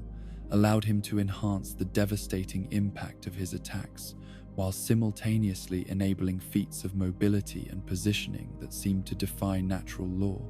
The rock sling technique that became one of his signatures demonstrated how fundamental forces could be weaponized in ways that combined devastating effectiveness with elegant simplicity. Yet perhaps the most profound aspect of Radan's gravitational mastery was not its immediate tactical applications, but rather the philosophical implications of his newfound ability to manipulate forces that had previously seemed as immutable as the rising of the sun or the changing of the seasons. His success in bending gravity to his will suggested that the boundaries between natural law and magical possibility were far more fluid than had previously been understood, opening questions about what other seemingly fundamental aspects of reality might be subject to conscious manipulation by sufficiently skilled and determined practitioners. The completion of Radan's magical education marked not merely the acquisition of new techniques, but a fundamental transformation in his understanding of his own capabilities and destiny. The words he spoke upon concluding his training with the Alabaster Lords carried within them both gratitude for what he had learned and a declaration of intent that would reshape the cosmic order itself. His thanks to his tutors was accompanied by the chilling announcement that he now possessed the power to challenge the stars themselves, a statement that might have seemed like mere boastfulness from anyone else but carried the weight of prophecy when spoken by someone who had already demonstrated the ability to manipulate fundamental forces of nature. The decision to turn his newfound powers against the celestial bodies themselves was not made lightly or from simple arrogance, but rather emerged from a complex understanding of the interconnections between earthly affairs and cosmic influences that few mortals had ever achieved. Radan had come to recognize that the movements of stars and constellations were not merely distant phenomena of purely academic interest, but rather active forces that shaped events and destinies in ways that could either support or threaten everything he held dear. His challenge to the heavens was thus both a demonstration of his personal power and a strategic move designed to protect his realm from influences beyond its direct control. The war against the stars that followed represented perhaps the most audacious military campaign in recorded history, a conflict that transcended the usual boundaries between earthly and cosmic affairs to create something entirely unprecedented in the annals of warfare. The forces that Radan arrayed against the celestial bodies were not conventional armies, but rather manifestations of his own will, channeled through gravitational magic of unprecedented scope and power. The battlefield was not any single location, but rather the entire fabric of space and time that connected the lands between to the wider universe. The tactical challenges involved in conducting warfare against astronomical phenomena required innovations in strategy and technique that pushed the boundaries of military science into entirely new territories. Conventional approaches to siege warfare and battlefield tactics were obviously irrelevant when dealing with opponents that existed on scales and operated according to principles that bore no resemblance to earthly conflicts. Radan was forced to develop entirely new conceptual frameworks for understanding victory and defeat when applied to enemies whose very nature transcended the usual categories of military analysis. The success of Radan's cosmic campaign was measured not in territories conquered or enemies slain, but in the fundamental alteration of celestial mechanics that resulted from his unprecedented application of gravitational manipulation. On an astronomical scale, the stars and constellations that had moved according to their ancient patterns since the beginning of time found themselves locked in place by forces that their vast masses and cosmic energies could not overcome. The night sky, which had served as humanity's calendar and compass since the dawn of consciousness, became a static monument to one individual's incredible determination and power. Yet the motivations that drove Radan to undertake such an extraordinary campaign remained subjects of debate and speculation among those who sought to understand the deeper purposes behind his actions. Some interpreted his war against the stars as a purely defensive measure, designed to protect the territories under his authority from cosmic influences that posed genuine threats to the safety and prosperity of those he was sworn to protect. The town of Celia, where he had learned his gravitational magic, had particular reason to fear celestial intervention, given its population's descent from peoples who had previously suffered devastating attacks from starborn entities. The historical precedent for such concerns was well established, as the destruction of the Eternal City by the creature known as Astal had demonstrated that beings from beyond the earthly sphere possessed both the capability and the inclination to wreak havoc upon terrestrial civilizations. The relationship between Celia and the underground Eternal Cities created additional layers of vulnerability that a responsible military commander could not ignore, particularly given the evidence that cosmic forces had actively targeted such populations in the past. From this perspective, Radan's preemptive strike against potential threats represented sound strategic planning rather than aggressive expansionism. The alternative interpretation of Radan's actions suggested that his campaign against the stars was motivated not by immediate defensive concerns, but by broader theological and political considerations related to his loyalty to the Ramian Golden Order and its cosmic patron, the Greater Will. The night sky had long been understood to be the domain of fate itself, where the destinies of individuals and civilizations were written in patterns of light that could be read by those with sufficient knowledge and skill. The existence of populations like the Nox, who actively anticipated the coming of an age of stars that would supersede the current age of the Erd Tree, represented a form of ideological opposition that required decisive response. The theological implications of Radan's victory over the stars extended far beyond immediate strategic concerns to touch upon fundamental questions about the nature of divine authority and cosmic order. By demonstrating that even the movements of celestial bodies could be subject to mortal will when that will was sufficiently powerful and properly directed, he challenged assumptions about the hierarchy of creation that formed the foundation of most religious and philosophical systems. The success of his campaign suggested that the boundaries between divine and mortal power were far more permeable than had previously been understood. The consequences of halting stellar motion rippled through every aspect of life in the lands between, affecting not merely those who relied upon astronomical observations for practical purposes, but anyone whose existence was connected to the cosmic cycles that had governed reality since its beginning. The fate that had once been written in the stars was now held in suspension, creating a state of temporal and spiritual uncertainty that affected everything from agricultural planning to prophetic interpretation. The very concept of destiny became problematic when the celestial mechanisms that had previously determined such things were no longer functioning according to their original design. For Radan's own family, the consequences of his cosmic intervention were particularly profound and troubling, as the halting of stellar motion had effectively imprisoned the fate of his sister Rani and placed insurmountable obstacles in the path of her own destined transformation. The Carian royal family's connection to lunar and stellar magic meant that their power and purpose were intimately connected to celestial cycles that Radan's actions had disrupted. The protective intentions that had motivated his campaign were thus tragically undermined by their unintended effects upon those he most wanted to help. The irony of Radan's situation became apparent only gradually, as the full implications of his victory over the stars revealed themselves through their effects upon the people and institutions he had sought to protect. His success in defending his realm from cosmic threats had simultaneously created new forms of vulnerability that were in some ways more dangerous than the original problems he had attempted to solve.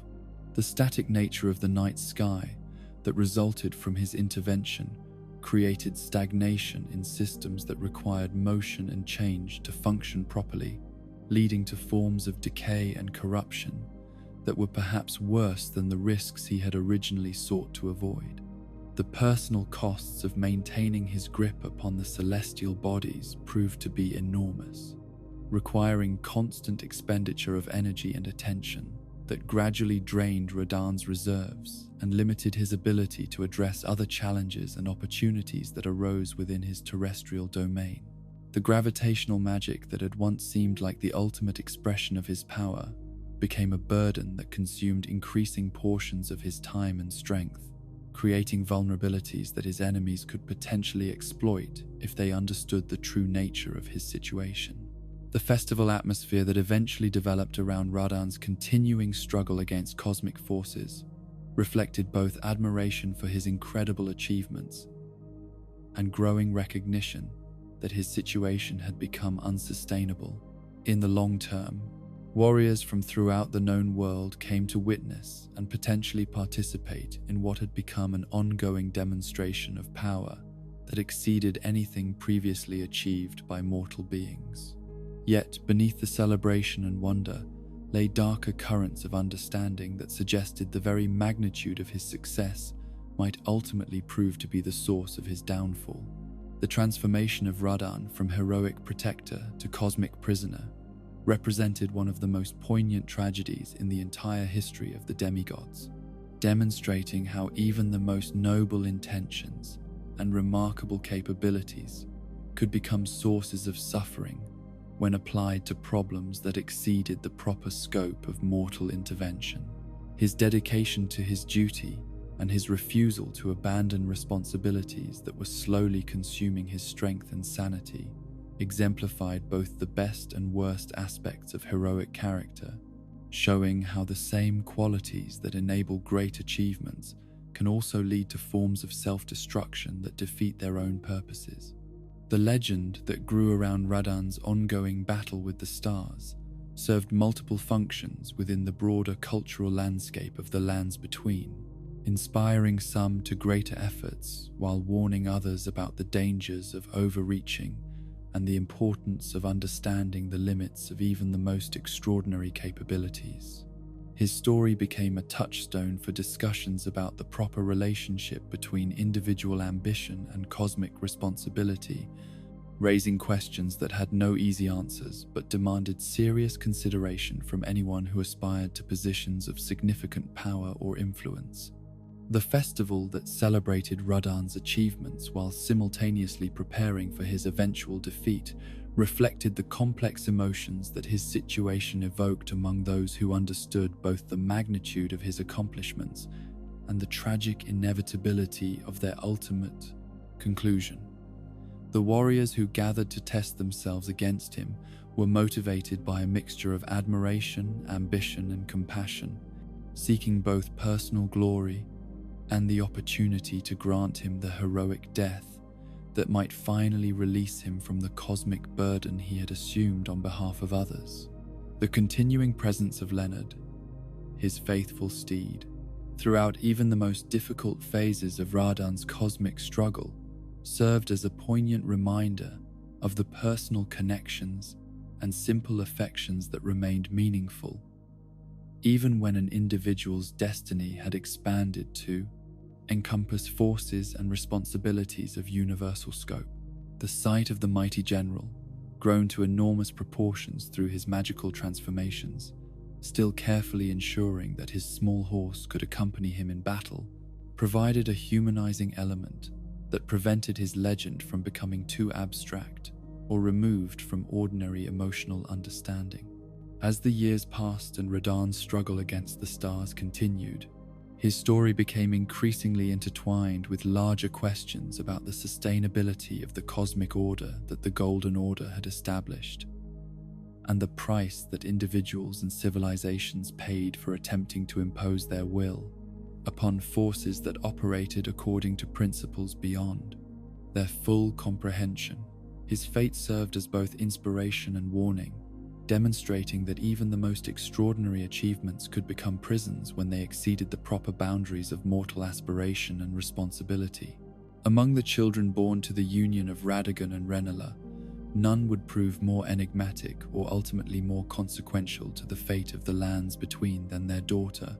whose destiny would be written not in the golden light of the Erd Tree, but in the cold radiance of distant moons and the movements of stars. Her brother had halted in their courses. Rani the Witch, as she would come to be known in the ages following her transformation, was born into circumstances that seemed to promise a life of scholarly pursuit and magical mastery. Yet from her earliest years, she displayed an independence of thought and purpose that suggested her path would lead far from the expectations that others had established for her future. The physical inheritance that Rani received from her parents was complex and telling, for while she possessed her mother's ethereal beauty and innate connection to lunar forces, careful observation of her true form revealed the unmistakable crimson hair that marked her as Radagon's daughter. This combination of maternal wisdom and paternal determination would prove crucial to understanding the character that would eventually orchestrate one of the most audacious challenges to divine authority ever conceived. Yet unlike her brother Radan, whose red hair became a symbol of his heroic aspirations and martial prowess, Rani's coloring remained largely hidden, suggesting even from childhood a preference for operating through subtlety and misdirection rather than open display of power. The early education that was designed for Rani reflected her mother's understanding that exceptional gifts required exceptional cultivation, yet it soon became apparent that the young princess possessed interests and capabilities that extended far beyond even the most comprehensive curriculum that could be devised. While she excelled in the traditional scholarly pursuits that were expected of Carian royalty, demonstrating particular aptitude for the theoretical aspects of magical research, her true passion lay in areas of study that pushed the boundaries of what was considered acceptable or safe for someone of her station to explore. The relationship between Rani and her mother during these formative years was one of mutual respect, complicated by fundamental differences in temperament and ultimate goals. Renala had achieved her position through mastery of established traditions and patient cultivation of her connection to the full moon, creating a stable foundation for both personal power and political authority. Rani, by contrast, seemed drawn to questions and possibilities that challenged the very assumptions upon which her mother's achievements were based, displaying a restless curiosity that sought not merely to perfect existing knowledge, but to transcend its limitations entirely. The moment that would prove most crucial to Rani's development came when Renala, recognizing her daughter's exceptional potential and understanding that conventional teaching methods would prove insufficient for such an unusual student, arranged for a meeting that would reshape the young princess's understanding of her own capabilities and destiny. This was not a casual introduction, but a carefully orchestrated encounter with forces that operated according to principles entirely different from those that governed ordinary magical practice. An initiation into mysteries that few mortals were ever permitted to witness. The dark moon that Rani encountered during this pivotal meeting was not merely another celestial body whose influence could be harnessed for magical purposes, but rather a form of cosmic consciousness that embodied approaches to power and knowledge that stood in direct opposition to everything that the Golden Order and even the traditional lunar magic of Caria represented. Where the full moon that guided Renala was associated with illumination,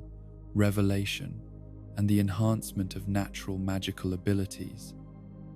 the dark moon offered something far more complex and potentially dangerous. The promise of transcendence through the embrace of forces that existed beyond the boundaries of conventional reality. The knowledge that the dark moon imparted to Rani during their first communion was both exhilarating and terrifying, revealing possibilities for magical practice and cosmic understanding that exceeded anything she had previously imagined, while simultaneously making clear the enormous risks and sacrifices that would be required to pursue such paths. This was not merely advanced magical theory, but an entirely different approach to existence itself, one that required the practitioner to abandon many of the assumptions about identity, mortality, and the nature of power that formed the foundation of normal consciousness.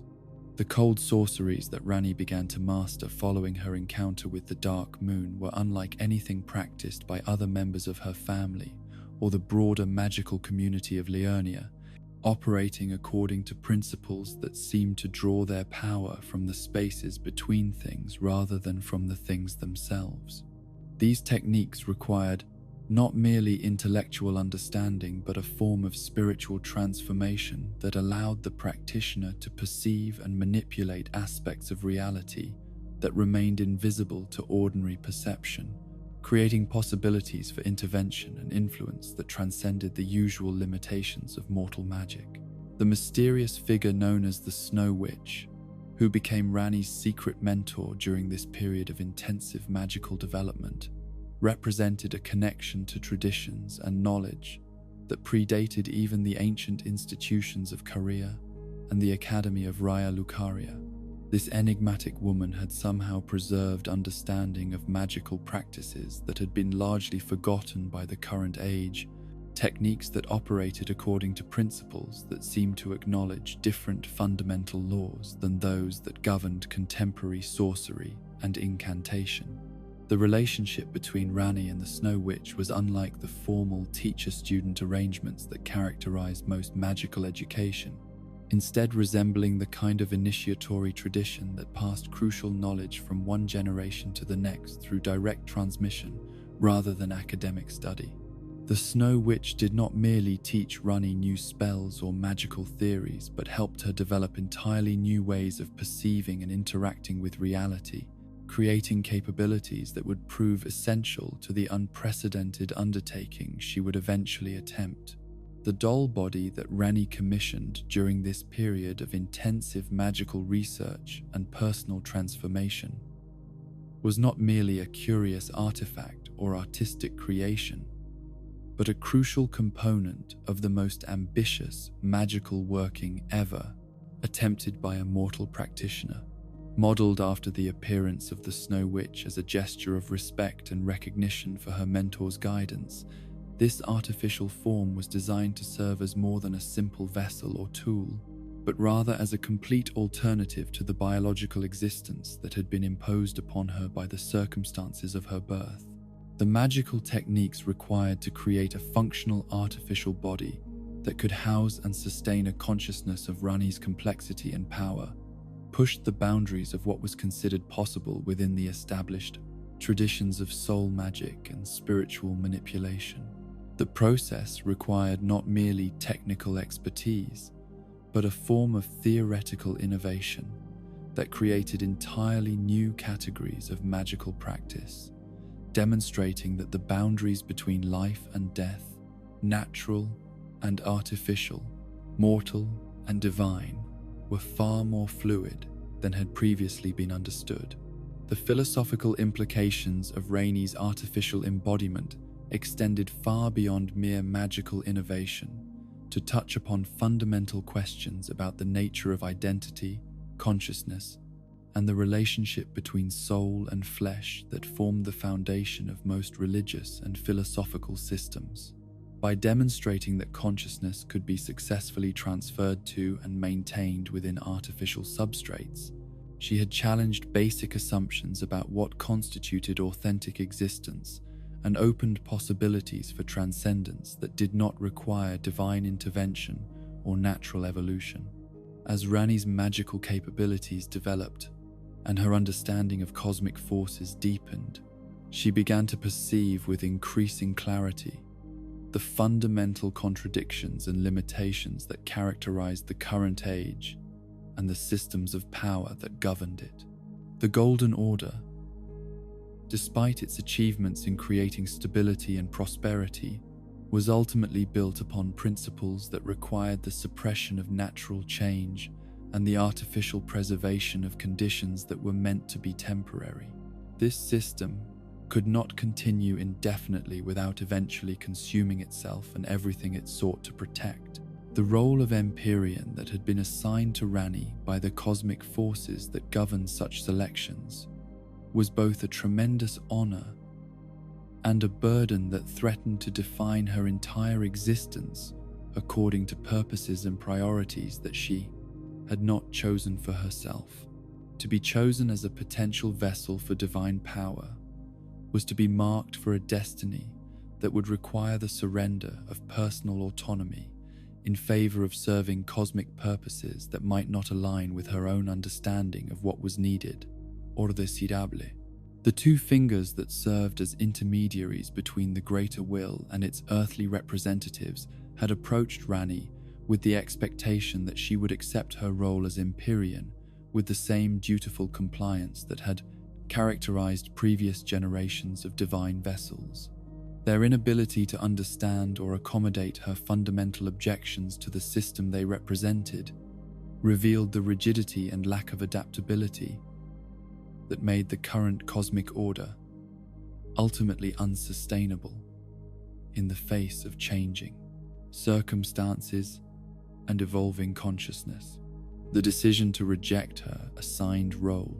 and instead pursue an alternative path required not merely personal courage, but the development of magical and philosophical frameworks that had never before been attempted, creating possibilities for cosmic intervention that operated outside the established channels of divine authority. This was not simple rebellion, but rather the creation of entirely new categories of spiritual and magical practice that challenged the fundamental assumptions upon which the current age was built. The conspiracy that Rani began to develop during this period represented perhaps the most audacious challenge to established power that had ever been conceived, requiring not merely the coordination of willing allies, but the manipulation of cosmic forces and divine mechanisms that were supposed to be beyond the reach of mortal intervention. The scope and complexity of what she was attempting exceeded anything that had previously been achieved by individual action, requiring innovations in magical technique, political strategy, and philosophical understanding that pushed the boundaries of what was considered possible. The theft of a fragment of the Rune of Death that formed the cornerstone of Rani's plan was not merely a criminal act,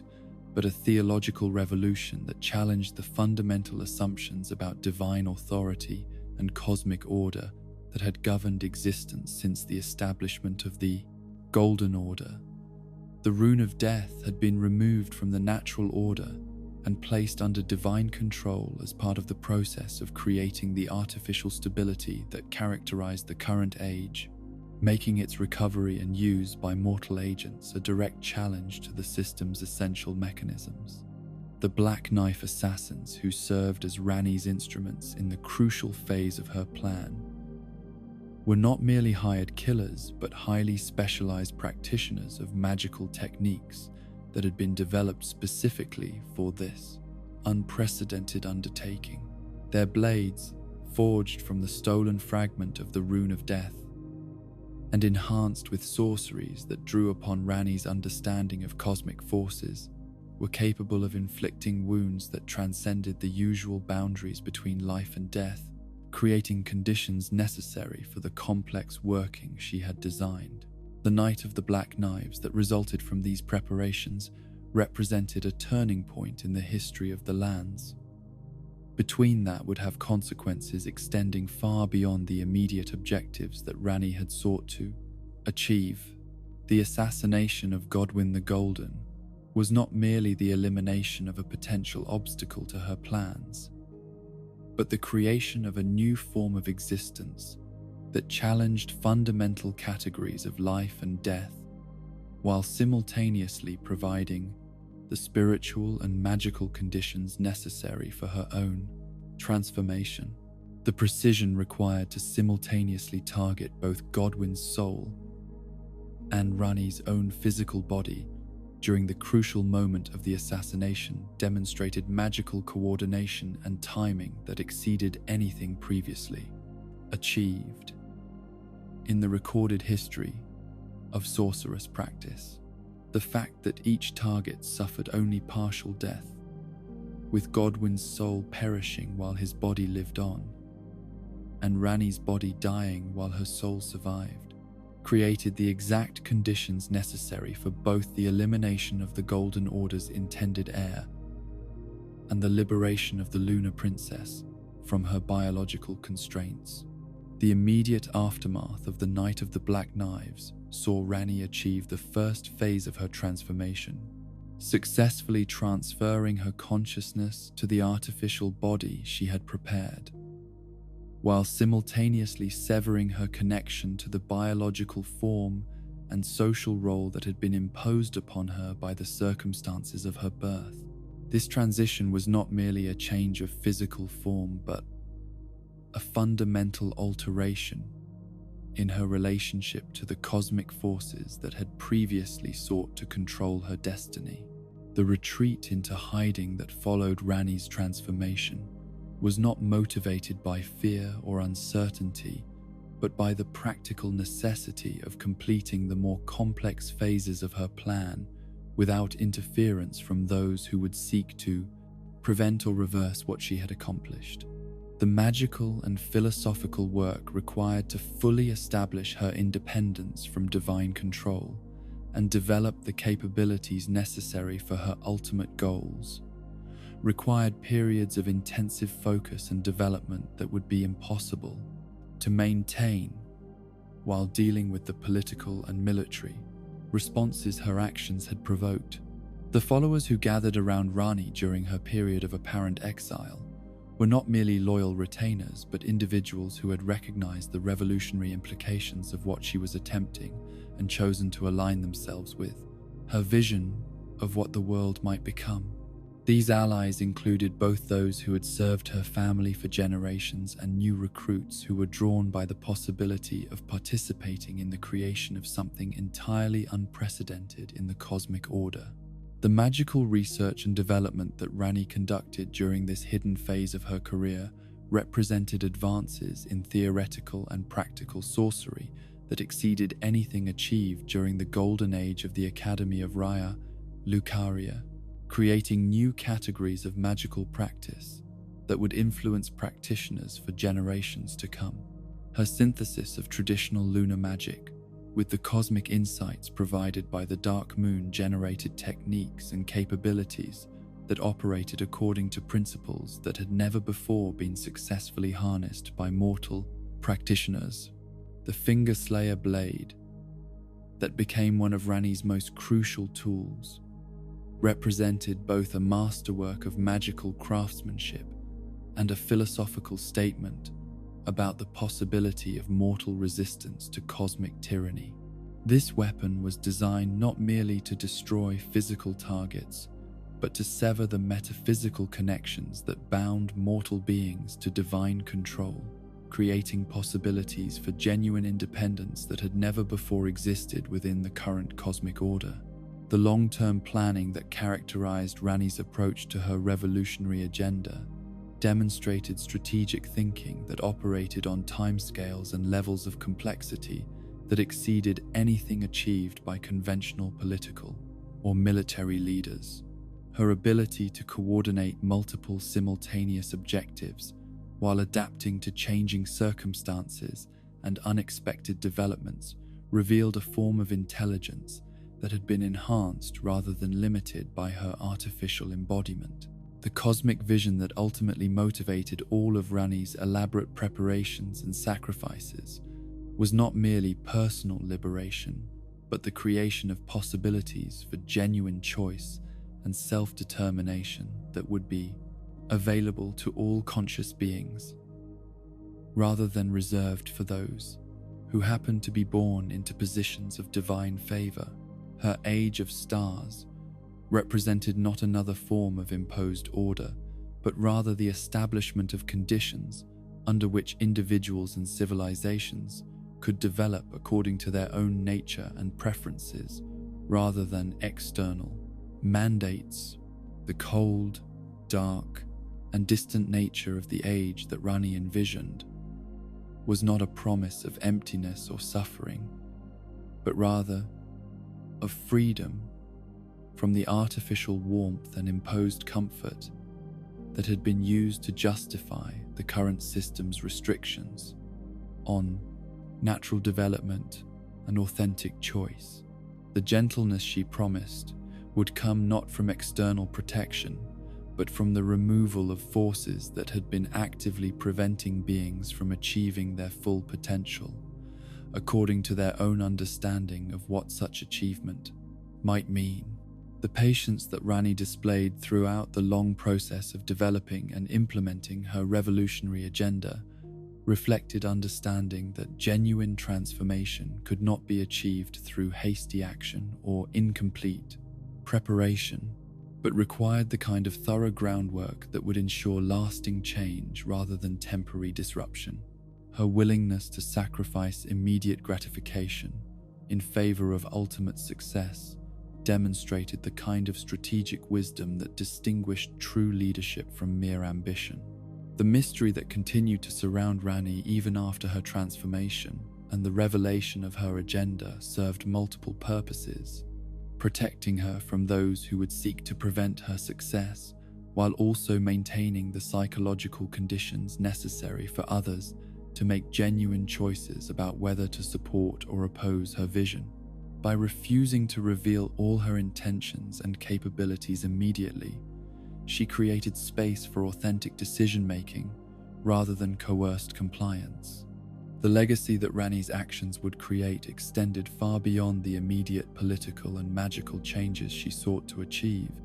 establishing precedents and possibilities that would influence how future generations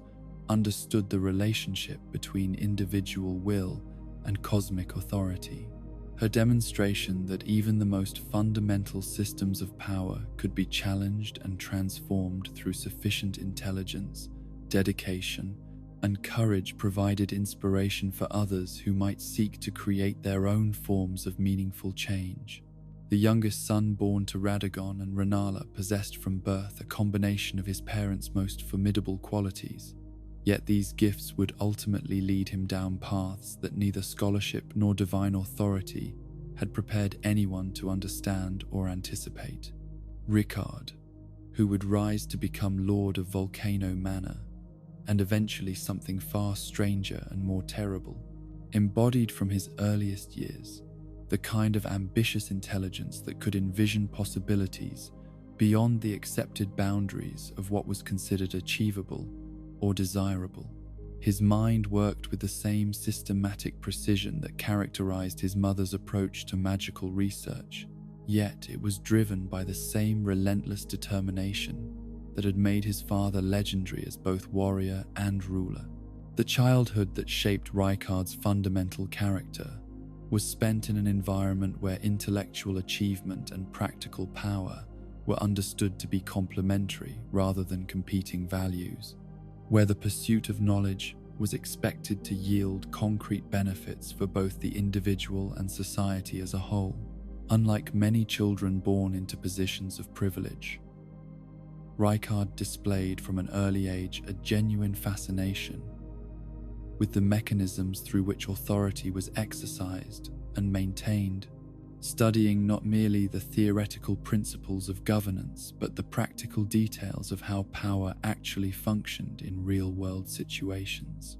The education that was designed for Reichard reflected his parents' understanding that their youngest son's destiny would likely involve challenges that would require both intellectual sophistication and practical wisdom. Yet even their carefully planned curriculum could not entirely prepare him for the particular combination of circumstances and opportunities that would ultimately define his path. His tutors, chosen from among the most accomplished scholars and strategists in both Carian and Golden Order traditions, quickly recognized that their student possessed not merely exceptional capability, but a form of creative intelligence that seemed driven to push beyond established limitations and explore possibilities that others had not even imagined. The relationship between Reichard and his siblings during their shared childhood was complex and multifaceted, characterized by genuine affection and mutual respect that coexisted with the kind of subtle competition that inevitably develops among individuals of exceptional ability who are being raised in close proximity to one another. Unlike the clear martial focus that distinguished Radan's interests, or the mystical pursuits that drew Rani toward ever more esoteric studies, Reichard's passions seemed to encompass multiple areas simultaneously, creating a synthetic approach to learning and development that borrowed from both his siblings' specializations, while remaining distinctly his own. The portraits that would later hang in Volcano Manor, depicting both Reichard himself in his original form and his brother Radan in his heroic prime, served as testament to the bonds of family affection that persisted even as their individual paths diverged toward increasingly incompatible goals and methods. These artistic representations captured not merely physical likenesses, but something of the essential character that each brother possessed before the transformations and tragedies that would reshape them beyond recognition, preserving memory of a time when their differences were sources of strength rather than division. The philosophical foundations that would ultimately drive Reichard's rebellion against the Golden Order began to develop during his youth, emerging from his systematic study of how power structures actually functioned rather than how they were supposed to function according to official doctrine. His analysis of historical patterns and contemporary realities led him to conclusions that challenged the fundamental assumptions upon which divine authority was based, suggesting that the gods themselves were subject to the same limitations and vulnerabilities that affected all other forms of organized power. The volcanic landscape of Mount Gelmir, which would eventually become Reichard's domain and the seat of his revolutionary activities, was a place where the Earth's fundamental forces remained visible and accessible in ways that had been largely suppressed or controlled in more civilized regions. Here,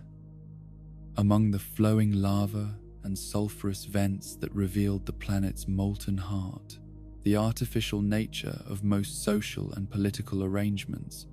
became apparent in ways that were impossible to ignore or rationalize away. The raw power that emanated from the mountain's depths served as both inspiration and metaphor for the kind of transformation that Reichard believed was necessary to create a more authentic and sustainable form of civilization. The establishment of Volcano Manor as both residence and headquarters for Reichard's increasingly radical activities represented more than merely the selection of a convenient location for his operations, but rather the creation of a symbolic and practical center for an entirely new approach to the exercise of authority.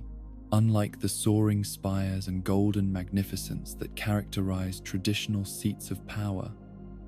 Volcano Manor was designed to reflect the harsh realities and fundamental forces that actually governed existence, creating an environment where pretense and artificial hierarchy could not easily survive.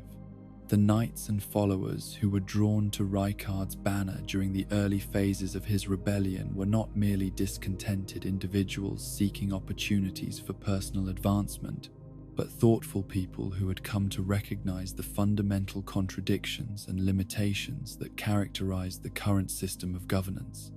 The red feathers that adorned their crests served as symbols of their leaders' noble heritage,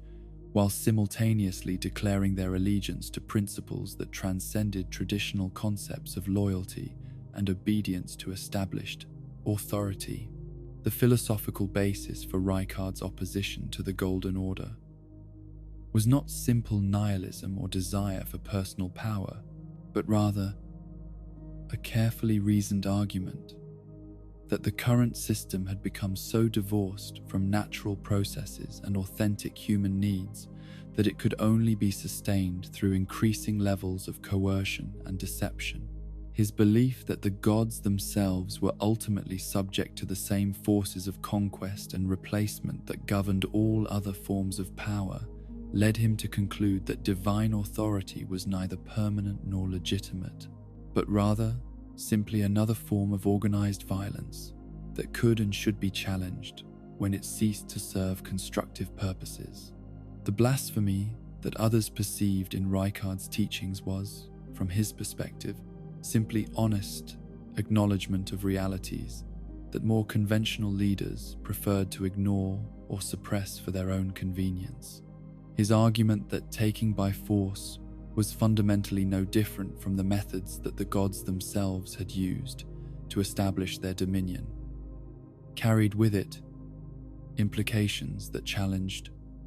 not merely specific policies or practices, but the entire theoretical framework upon which the current age was built. The recruitment strategies that Reichard employed to build his revolutionary organization reflected his understanding that lasting change could only be achieved through the voluntary cooperation of individuals who had genuinely chosen to commit themselves to alternative principles rather than merely switching their allegiance from one authority figure to another.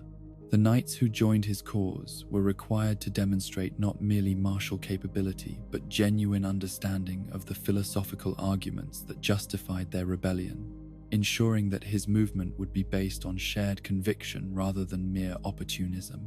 The weapons and equipment that were developed for Reichard's forces represented innovations in both practical design and symbolic meaning, combining superior functionality with visual elements that declared their users' rejection of traditional hierarchies and values. These tools of war were crafted not merely to achieve victory in specific battles, but to embody the principles for which their wielders fought, creating tangible representations of the new order that Reichard sought to establish through his revolutionary activities.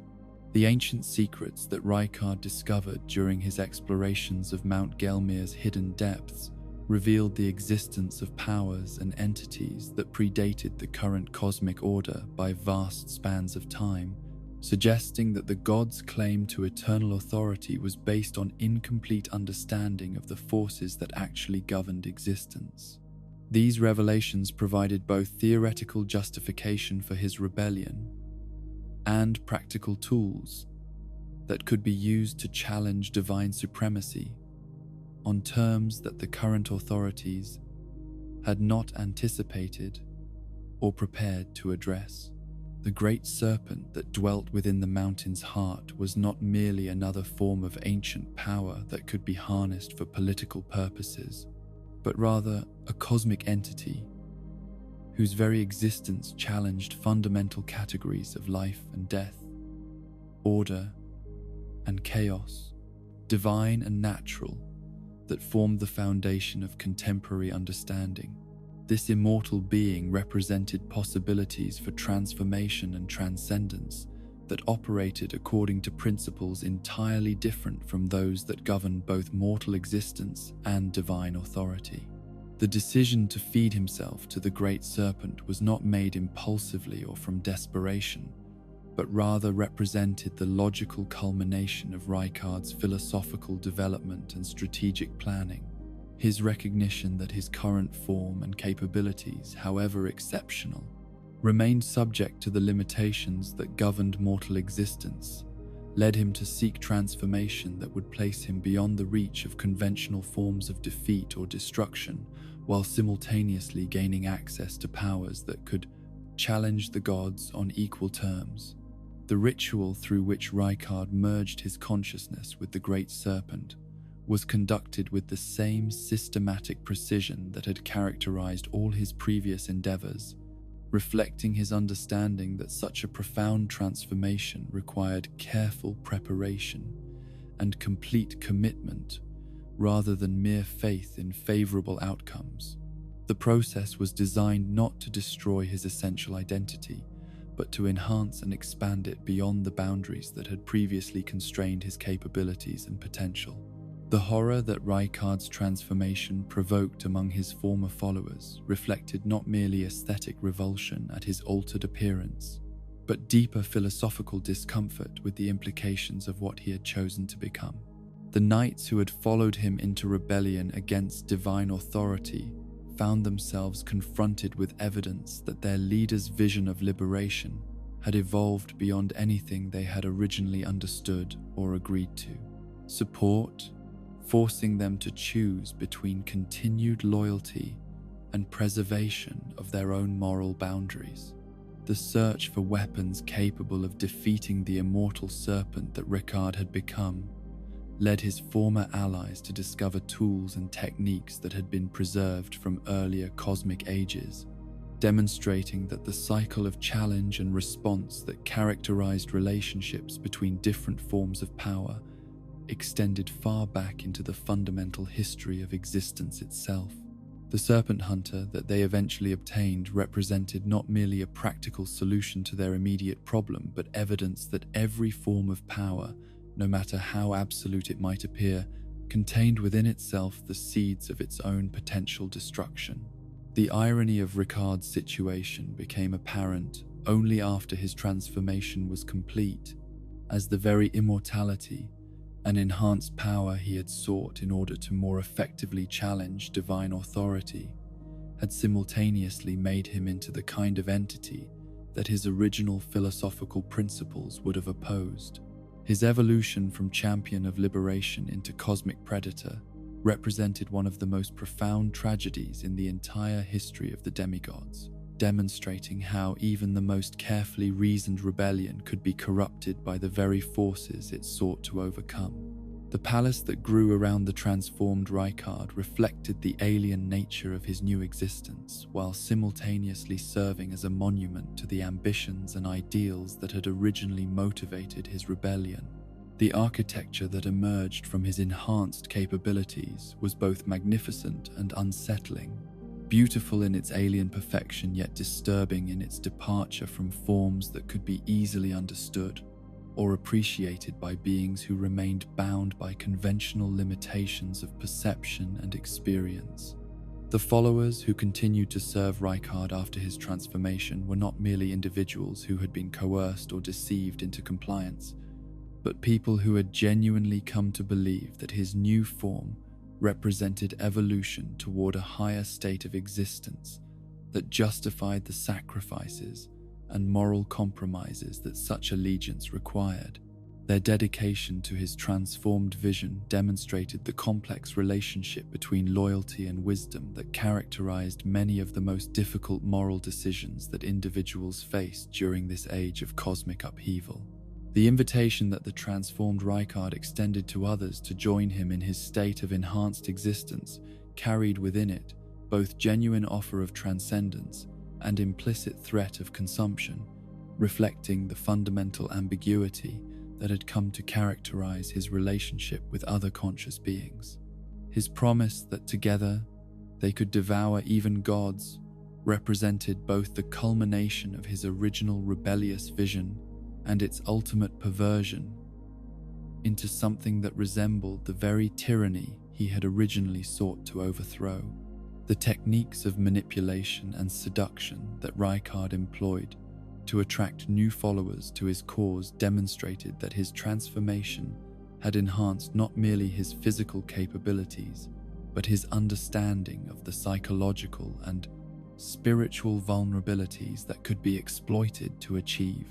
compliance and cooperation. The artistry with which he presented his vision of shared immortality and power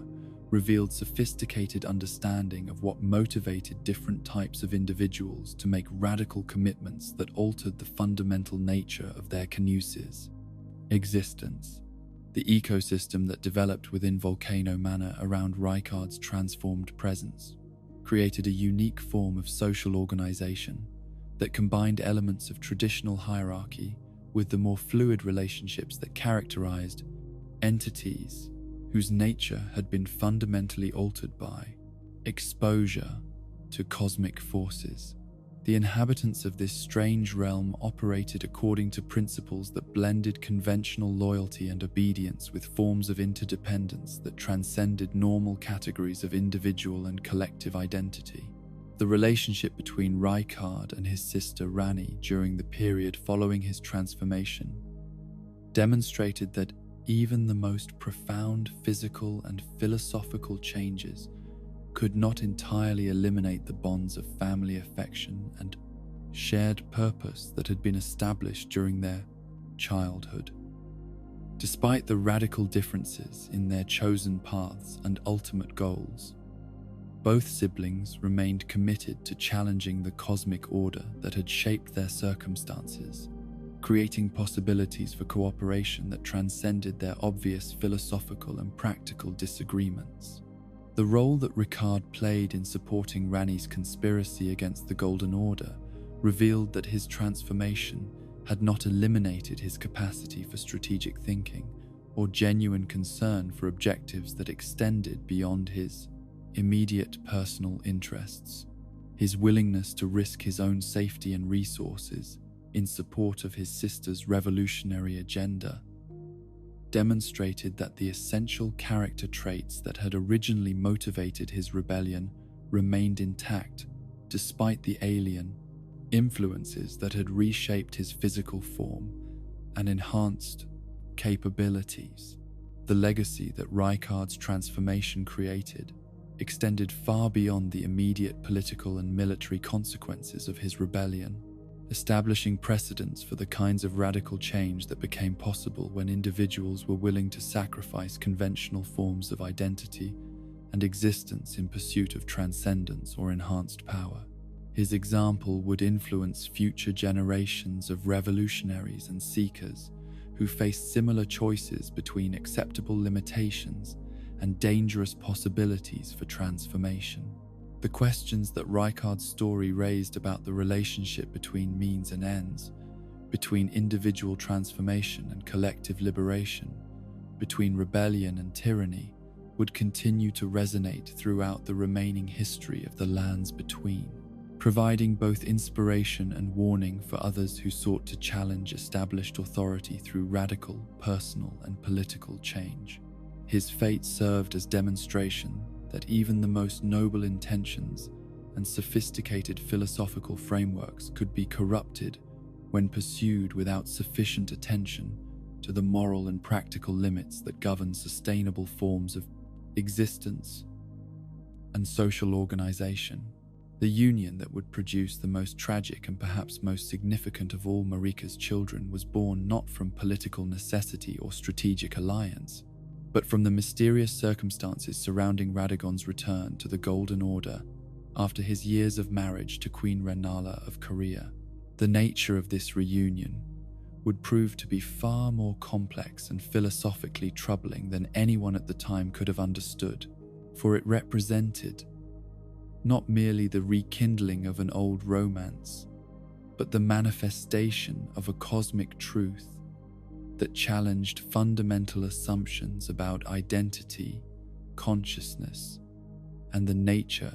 of divine existence itself. The revelation that Radagon was, in some profound and literal sense, the same being as Queen Marika herself, transformed understanding not only of their relationship, but of the entire theological framework that governed the Golden Order's approach to divine authority and cosmic organization. This was not merely a case of two individuals who shared certain characteristics or purposes, but rather a single consciousness that had somehow learned to manifest itself in multiple forms simultaneously, creating possibilities for existence and action that transcended normal categories of individual identity and personal agency. The implications of this unity and duality extended far beyond immediate questions of royal succession or political legitimacy to touch upon fundamental mysteries about the nature of godhood itself and the processes through which divine consciousness might interact with the material world. If the supreme authority of the Golden Order was not actually a single individual, but rather a complex entity capable of existing in multiple forms simultaneously, then every previous assumption about divine will, divine purpose, and divine consistency would require careful re-examination and potential revision. The children who emerged from this unprecedented union carried within their very existence the contradictions and complexities that characterized their parents' dual nature, inheriting not merely the usual combination of maternal and paternal traits, but something far more profound and potentially dangerous. These twin prodigies, as they came to be known throughout the realm, embodied possibilities for power and transformation that exceeded anything previously witnessed among the demigod offspring. Yet they also bore curses and vulnerabilities that reflected the unnatural circumstances of their conception and birth. Michaela, the elder of the twins by the narrowest of margins, was born bearing a curse that seemed almost poetically appropriate, given the complex nature of his parentage and the cosmic forces that had shaped his creation. His affliction with eternal youth was not merely a physical condition that prevented normal growth and development, but rather a fundamental alteration in his relationship to time and change that would influence every aspect of his existence and ultimately shape his understanding of what it meant to live a meaningful life within the constraints of an imperfect world. The curse that bound Michaela to perpetual childhood was both blessing and burden, granting him certain advantages while simultaneously imposing limitations that would prevent him from achieving many of the goals and experiences that others took for granted. His eternal youth preserved not merely his physical appearance, but also the kind of intellectual flexibility and emotional openness that typically characterized the early stages of development,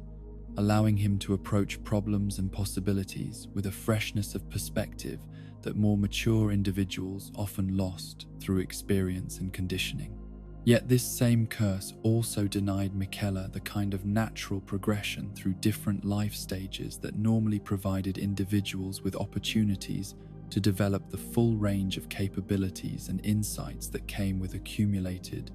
experience and gradually increasing responsibility. His permanent residence in the transitional space between childhood and adulthood created a unique form of consciousness that combined the wisdom of ages with the innocence of youth. but also prevented him from ever achieving the kind of complete integration of personality that characterized full maturity. Malenia, Miquella's twin sister, and perhaps the most formidable warrior ever born into the demigod lineage, carried within her body an affliction that was in many ways the opposite of her brother's curse, representing not preservation, but rather constant threat of destruction and decay. The scarlet rot that had taken root in her flesh from the moment of birth was not merely a disease in any conventional sense, but rather the influence of an outer god whose nature and purposes stood in direct opposition to everything that the Golden Order represented and sought to preserve. The theological implications of Malenia's condition were staggering, for her existence as a vessel for an outer god's influence suggested that even the most carefully controlled divine bloodlines remained vulnerable to corruption and interference from cosmic forces that operated entirely outside the one, established framework of the current age. Her very survival and continued functionality, despite carrying such a destructive influence within her body, demonstrated capabilities that exceeded normal understanding of what was possible when divine heritage combined with sufficient will and determination. The scarlet rot that afflicted Malenia was itself a complex phenomenon that defied simple categorization as either purely destructive or purely creative force, operating according to principles that recognize beauty and meaning in processes of decay and renewal that more conventional perspectives typically sought to prevent or reverse. The cycle of death and rebirth that characterized the rot's influence reflected natural processes that had been largely suppressed or controlled within the artificial stability of the Golden Order, suggesting that Malenia's affliction might represent not merely personal curse, but cosmic correction to systems that had become dangerously disconnected from fundamental patterns of change and growth. The relationship between the twin prodigies was unlike any sibling bond that had existed among previous generations of demigods, characterized by a level of mutual devotion and interdependence that transcended normal categories of family affection to approach something resembling mystical union. Their individual curses seemed to complement each other in ways that created possibilities for cooperation and mutual support that neither could have achieved alone, with Miquella's eternal youth providing stability and continuity that balanced Malenia's constant struggle against internal corruption and decay. The education and development of the twins presented unprecedented challenges for those responsible for preparing them for their eventual roles in the governance and protection of the realm, requiring innovative approaches that could accommodate their unique needs and capabilities while helping them develop the skills and perspectives necessary for leadership in an increasingly complex and dangerous world. Traditional methods of instruction proved inadequate for beings whose very nature transcended normal categories of possibility and limitation. Miquella's intellectual gifts manifested early and grew with a rapidity that astonished even those familiar with the exceptional capabilities typically displayed by members of the divine bloodline. Yet these abilities were always tempered by the kind of emotional wisdom and ethical sensitivity that prevented mere intelligence from becoming divorced from genuine concern for others' well-being. His approach to learning was characterized by a synthetic quality that allowed him to perceive connections and possibilities that others missed, creating frameworks for understanding that bridged apparently incompatible perspectives and traditions. The magical innovations that emerged from Miquella's research represented genuine breakthroughs in humanity's understanding of how conscious will could be applied to alter fundamental aspects of reality. Yet these achievements were always guided by principles that emphasized healing and protection rather than conquest or domination. His development of unalloyed gold as a substance capable of warding off the influence of outer gods reflected both theoretical brilliance and practical compassion, combining advanced magical theory with genuine desire to help those who suffered from conditions similar to his sister's affliction. The abandonment of Golden Order fundamentalism that marked a crucial turning point in Michela's intellectual development was not motivated by simple rebellion or dissatisfaction with established doctrine, but rather by his recognition that the existing theological framework lacked the flexibility and comprehensiveness necessary to address the kinds of problems that he and others like him actually faced. His willingness to set aside inherited beliefs in favor of more effective approaches demonstrated the kind of intellectual courage that distinguished genuine wisdom from mere adherence to traditional authority. The creation of the unalloyed gold needle that Michela crafted specifically for his sister's protection represented one of the most sophisticated magical workings ever achieved by any practitioner, combining theoretical understanding of cosmic forces with practical knowledge of how such forces could be channeled and directed to serve specific healing purposes. The success of this project validated not only Michela's technical capabilities, but also his fundamental approach to magical research, which emphasized practical benefit over abstract achievement. Millennia's development as a warrior proceeded along lines that were both parallel to and entirely different from her brother's scholarly pursuits, as she sought to transform the destructive force within her body into something that could serve protective and constructive purposes. Her training under the guidance of masters who understood both conventional combat techniques and the unique challenges posed by her supernatural condition created possibilities for martial achievement that transcended anything previously accomplished by mortal or divine warriors. The blind swordsman who became Millennia's mentor represented a connection to traditions and techniques that predated the current age's understanding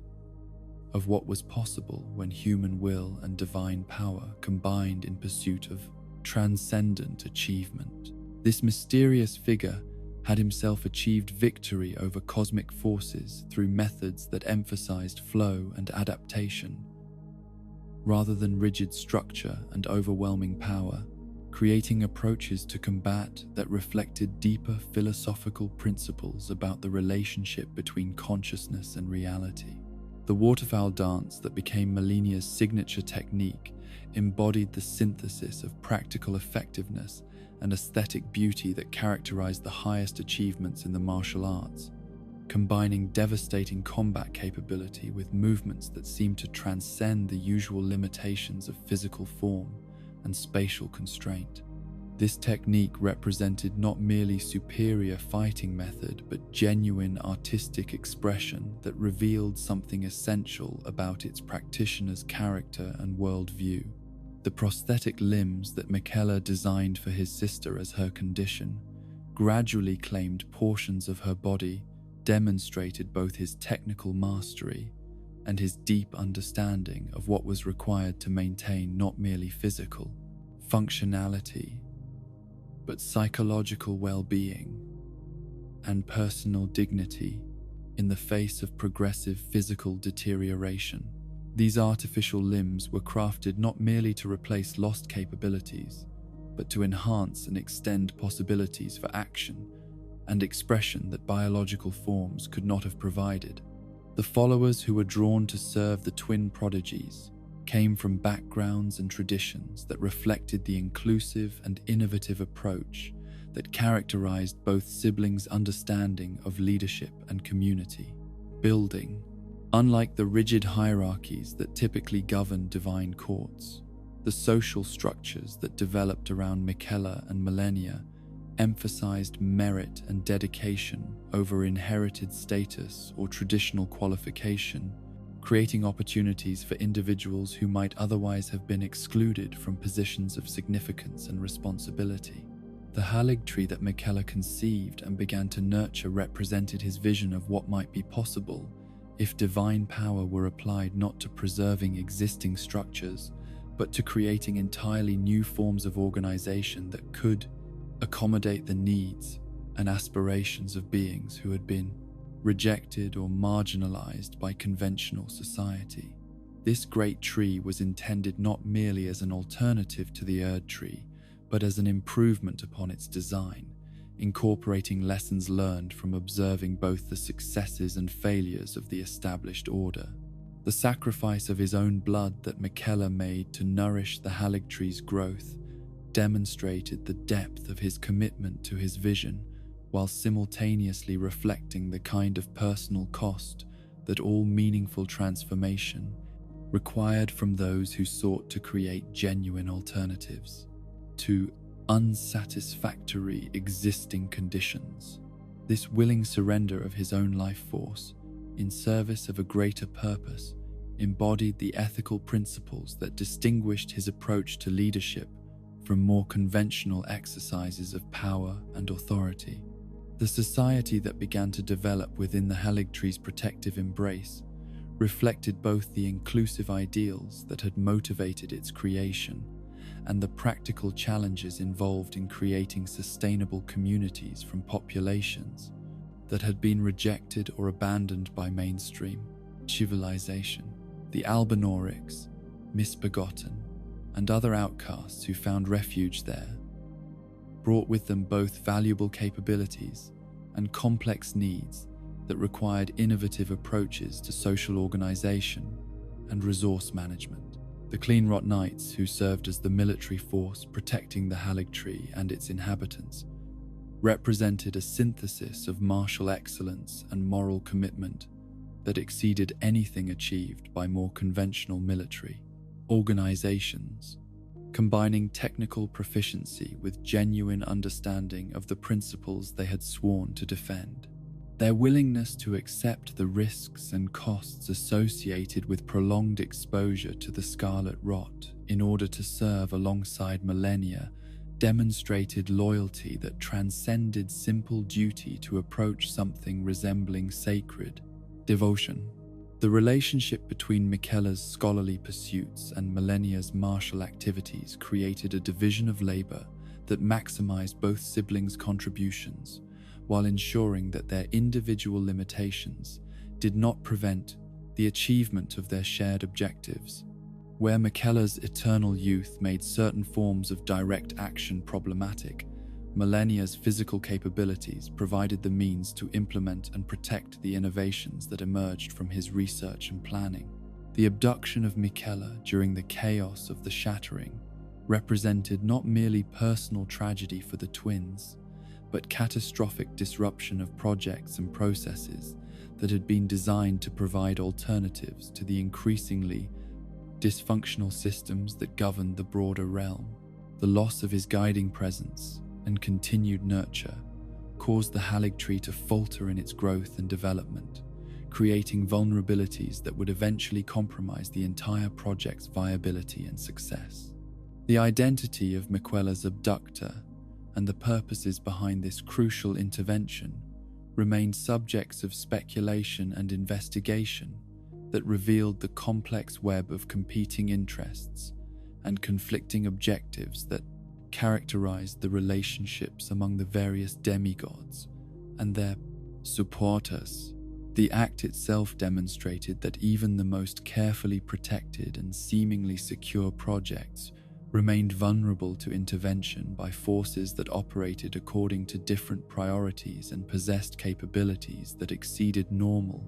defensive measures. The impact of Miquella's disappearance upon Millennia was profound and multifaceted, affecting not merely her emotional state, but her fundamental understanding of her own identity and purpose in ways that would influence every subsequent decision and action throughout the remainder of her existence. The loss of her brother's stabilizing presence left her increasingly vulnerable to the influence of the Scarlet Rot, while simultaneously eliminating the primary motivation that had previously helped her maintain control over her more destructive impulses. The search for Miquella, that consumed much of Millennia's subsequent activity, reflected both sisterly devotion and growing desperation as the practical and philosophical frameworks that had given meaning to her struggles began to collapse under the weight of uncertainty and loss. Her campaigns and battles during this period were motivated not merely by strategic considerations, but by increasingly frantic attempts to gather information and resources that might somehow lead to her brother's recovery and the restoration of their shared vision. The transformation of the twins from symbols of hope and renewal into figures of tragedy and loss reflected broader patterns of decay and corruption that characterized the world during the period of the Shattering, yet their individual stories also contained elements of nobility and achievement that transcended the immediate circumstances of their personal defeats. Their example continued to inspire others even as their own projects failed and their original objectives became increasingly difficult to achieve. The legacy of the twin prodigies would extend far beyond the immediate political and military consequences of their actions, establishing precedents and possibilities that would influence future generations, seeking to create alternatives to unsatisfactory existing conditions. Their demonstration that even the most profound curses and limitations could be transformed into sources of strength and innovation provided hope for others facing similar challenges, while their ultimate fate served as a reminder of the costs and risks associated with attempting to fundamentally alter the basic structures of existence. The vision that consumed Miquella's imagination and drove his most ambitious efforts emerged from his profound understanding of the suffering that characterized so much of existence under the current cosmic order, combined with his recognition that divine power, when properly applied, possessed the capability to create alternatives that could address fundamental injustices and limitations that had previously been accepted as unchangeable aspects of reality. The halig tree that he conceived was not merely another great plant that might compete with the Erd tree for dominance, but rather a completely reimagined approach to what a world tree could be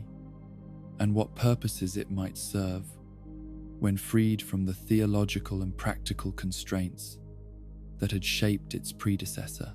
The inspiration for this unprecedented project arose from Miquella's careful study of both the achievements and failures that had characterized the Erd tree's long history as the central organizing principle of the Golden Nore. Order, combined with his observations of how various populations had been marginalized or excluded from the benefits that the current system provided to those it deemed worthy of protection and support. His analysis revealed that many of the problems that plagued contemporary society were not inevitable consequences of natural limitation, but rather artificial results of policy decisions and structural arrangements that could, in principle, be altered through sufficient will and wisdom. The location chosen for the halig tree's planting and initial development reflected Miquella's understanding that revolutionary projects required not merely good intentions, but careful attention to practical considerations of time, geography, resources,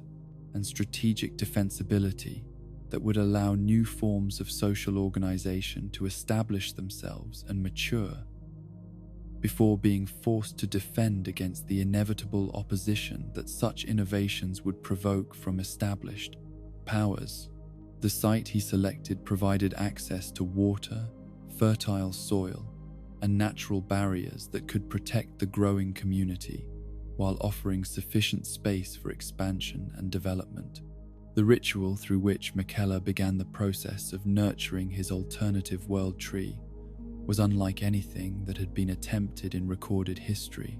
combining elements drawn from multiple magical traditions with entirely original techniques that he had developed specifically for this unprecedented undertaking. The process required not merely technical expertise, but a form of spiritual commitment that would bind his own life force to the tree's growth and development, creating a symbiotic relationship that would sustain both participants while making each dependent upon the other's continued well-being and success.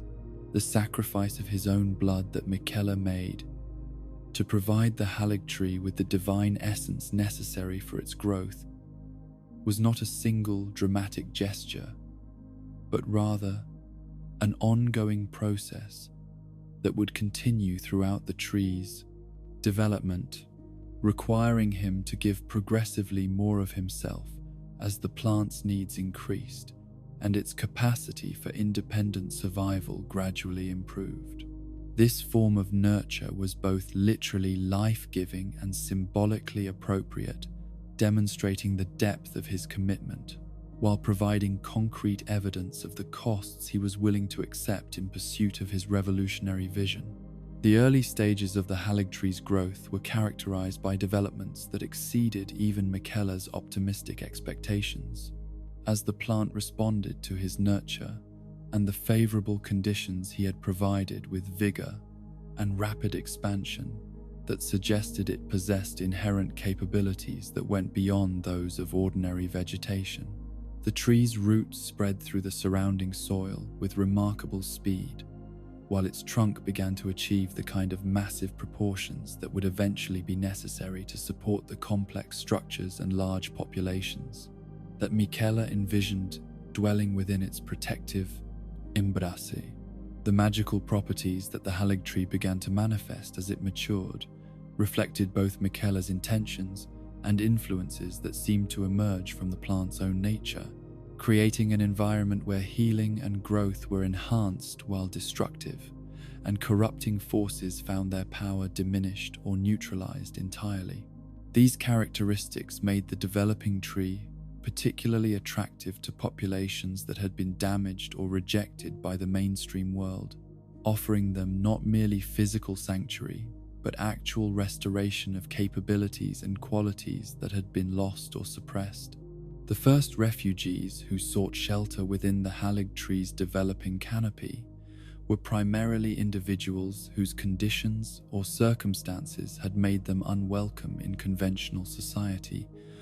yet who possessed valuable skills and knowledge that could contribute to the creation of the alternative community that Miquella envisioned. These early residents served not merely as beneficiaries of his generosity, but as collaborators in an unprecedented social experiment that would test whether inclusive principles could serve as the foundation for sustainable and prosperous civilization. The Albinorics, who found refuge within the Halig tree, represented one of the most tragic examples of how the current cosmic order's emphasis on purity and natural hierarchy had created unnecessary suffering for beings whose only fault was being born different from established norms. These artificial life forms possessed intelligence, emotions, and capabilities that were indistinguishable from those of naturally born humans, yet they faced systematic discrimination and persecution that denied them opportunities for meaningful participation in the societies their labor helped to sustain. The integration of Albinorics into the Halig tree's developing community required innovative approaches to social organization that could accommodate their unique needs and capabilities, while ensuring that their contributions were valued and their dignity preserved. Miquella's success in creating conditions where these marginalized beings could flourish demonstrated that many of the problems attributed to inherent incompatibility between different populations were actually results of inadequate social structures rather than fundamental biological or spiritual limitations. The misbegotten who sought sanctuary within the Halig tree's protective embrace brought with them both valuable practical skills and profound psychological wounds that reflected the systematic abuse and exploitation they had experienced in the outside world. These hybrid beings, created through the fusion of human and animal characteristics, possessed capabilities that made them valuable as laborers, while their appearance and origins made them targets for prejudice and violence from populations that found their existence disturbing or threatening. The healing that many misbegotten experienced within the Halig tree's environment went beyond mere physical recovery to encompass psychological and spiritual restoration that allowed them to develop aspects of their nature that had been suppressed or damaged by their previous experiences. The community that emerged from this healing process demonstrated that beings who had been written off as irredeemably damaged could achieve remarkable transformation when provided with appropriate support and opportunities for growth. The social structures that developed within the Helig tree reflected Miquella's understanding that successful communities required not merely good intentions, but carefully designed institutions that could coordinate individual efforts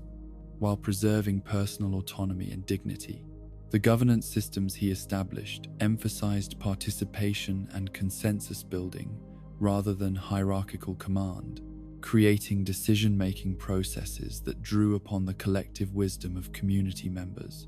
while maintaining efficiency and effectiveness in addressing practical challenges. The economy that emerged within the Helig tree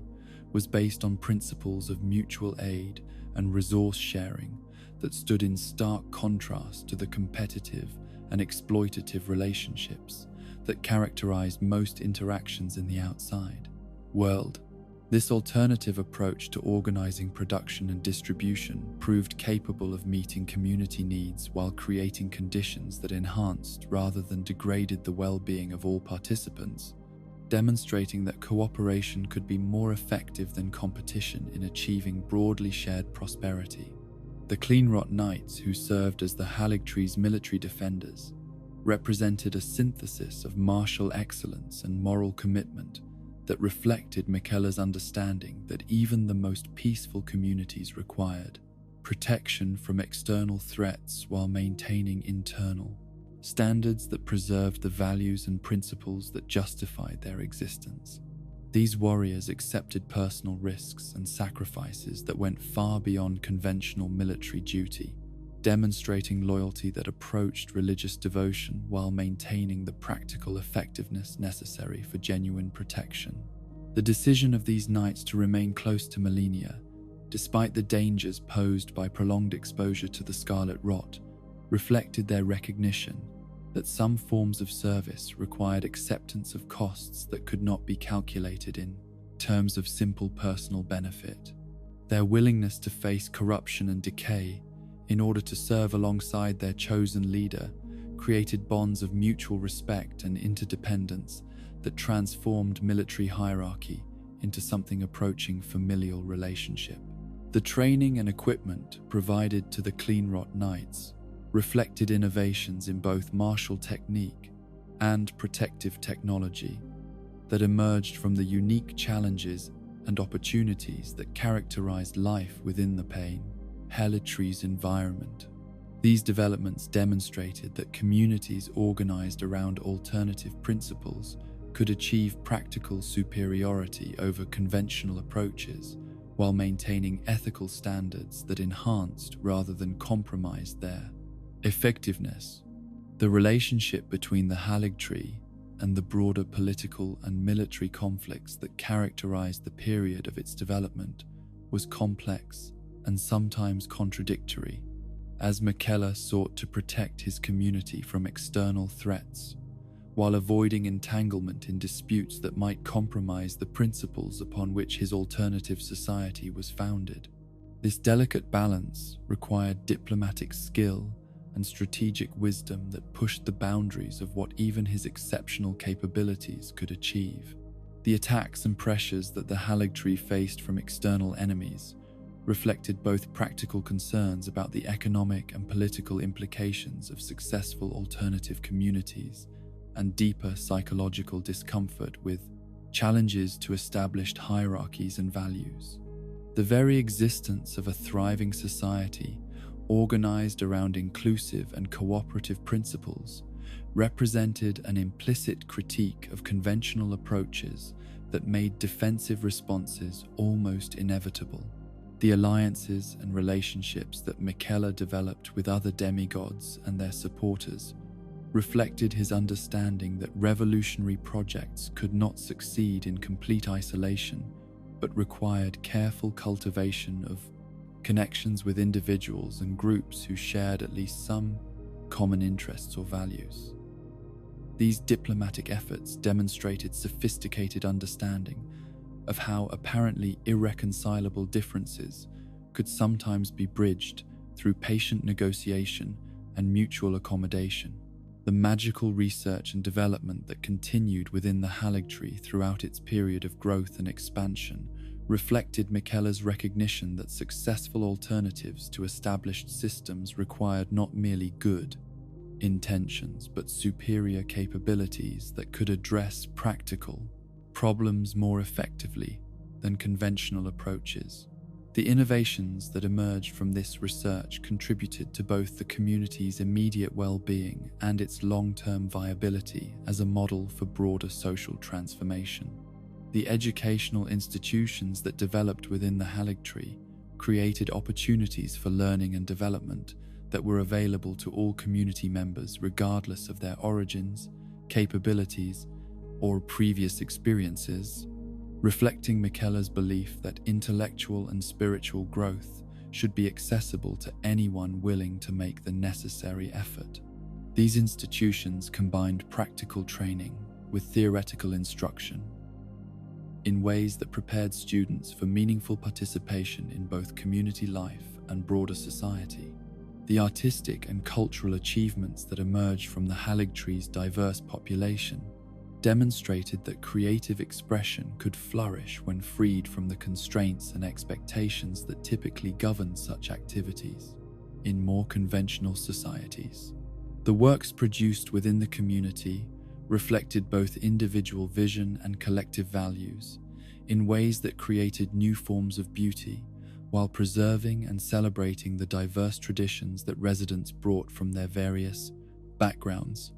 The agricultural innovations that were developed to support the Haligtree's growing population reflected both practical necessity and philosophical commitment to sustainable relationships with the natural environment that could serve as models for broader ecological responsibility. These techniques demonstrated that human communities could enhance rather than degrade the environments that sustained them when guided by appropriate understanding and commitment. The failure of the Haligtree to achieve its full potential was not the result of flawed conception or inadequate implementation, but rather the consequence of external intervention that disrupted the careful balance of conditions necessary for such ambitious social experiments to succeed. The abduction of Miquella during the crucial period when his continued presence and nurture were essential to the tree's development created vulnerabilities that eventually compromised the entire project's viability. The impact of Miquella's disappearance upon the Haligtree was both immediate and progressive, as the plant began to show signs of stress and dysfunction that reflected the disruption of the symbiotic relationship that had sustained its growth and development. Without his continued blood sacrifice and spiritual guidance, the tree's expansion slowed and eventually ceased while its magical properties began to weaken and fade. The community that had flourished within the Haligtree's protective environment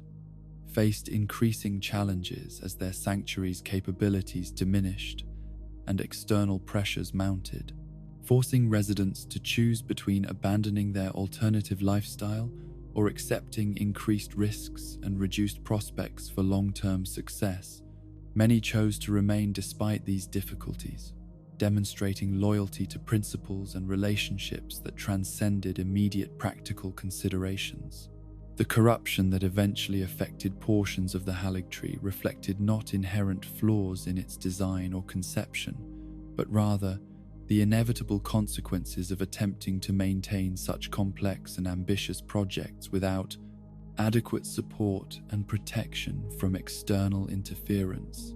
The decay that spread through some sections of the tree served as a visible reminder of the costs associated with failed utopian experiments, while also preserving evidence of what had been achieved during the project's period of success. The legacy of the Haligtree extended far beyond its immediate practical achievements to encompass the demonstration that alternative forms of social organization were not merely theoretical possibilities, but practical realities that could be achieved through sufficient dedication, and appropriate methods. The example it provided would continue to inspire future efforts at creating more just and inclusive communities, even as the original project faced mounting challenges and eventual decline. The refugees and outcasts who had found home within the Haligtree carried with them not merely memories of what they had experienced, but practical knowledge and skills that could be applied to future efforts at creating similar communities in other locations and circumstances. Their dispersal from the failing sanctuary ensured that the innovations and insights that had emerged from the experiment would not be entirely lost, even if the original community could not be sustained. The statue that commemorated the relationship between Michaela and Melania, depicting the warrior sister embracing her eternally youthful brother in a gesture of protection and affection, served as enduring symbol of the bonds that had motivated the Haligtree's creation, while also representing the tragic cost of their separation and its consequences for all those who had depended upon their continued cooperation and mutual support. The conspiracy that would ultimately shatter the foundations of the Golden Order and plunge the lands between into an age of warfare and suffering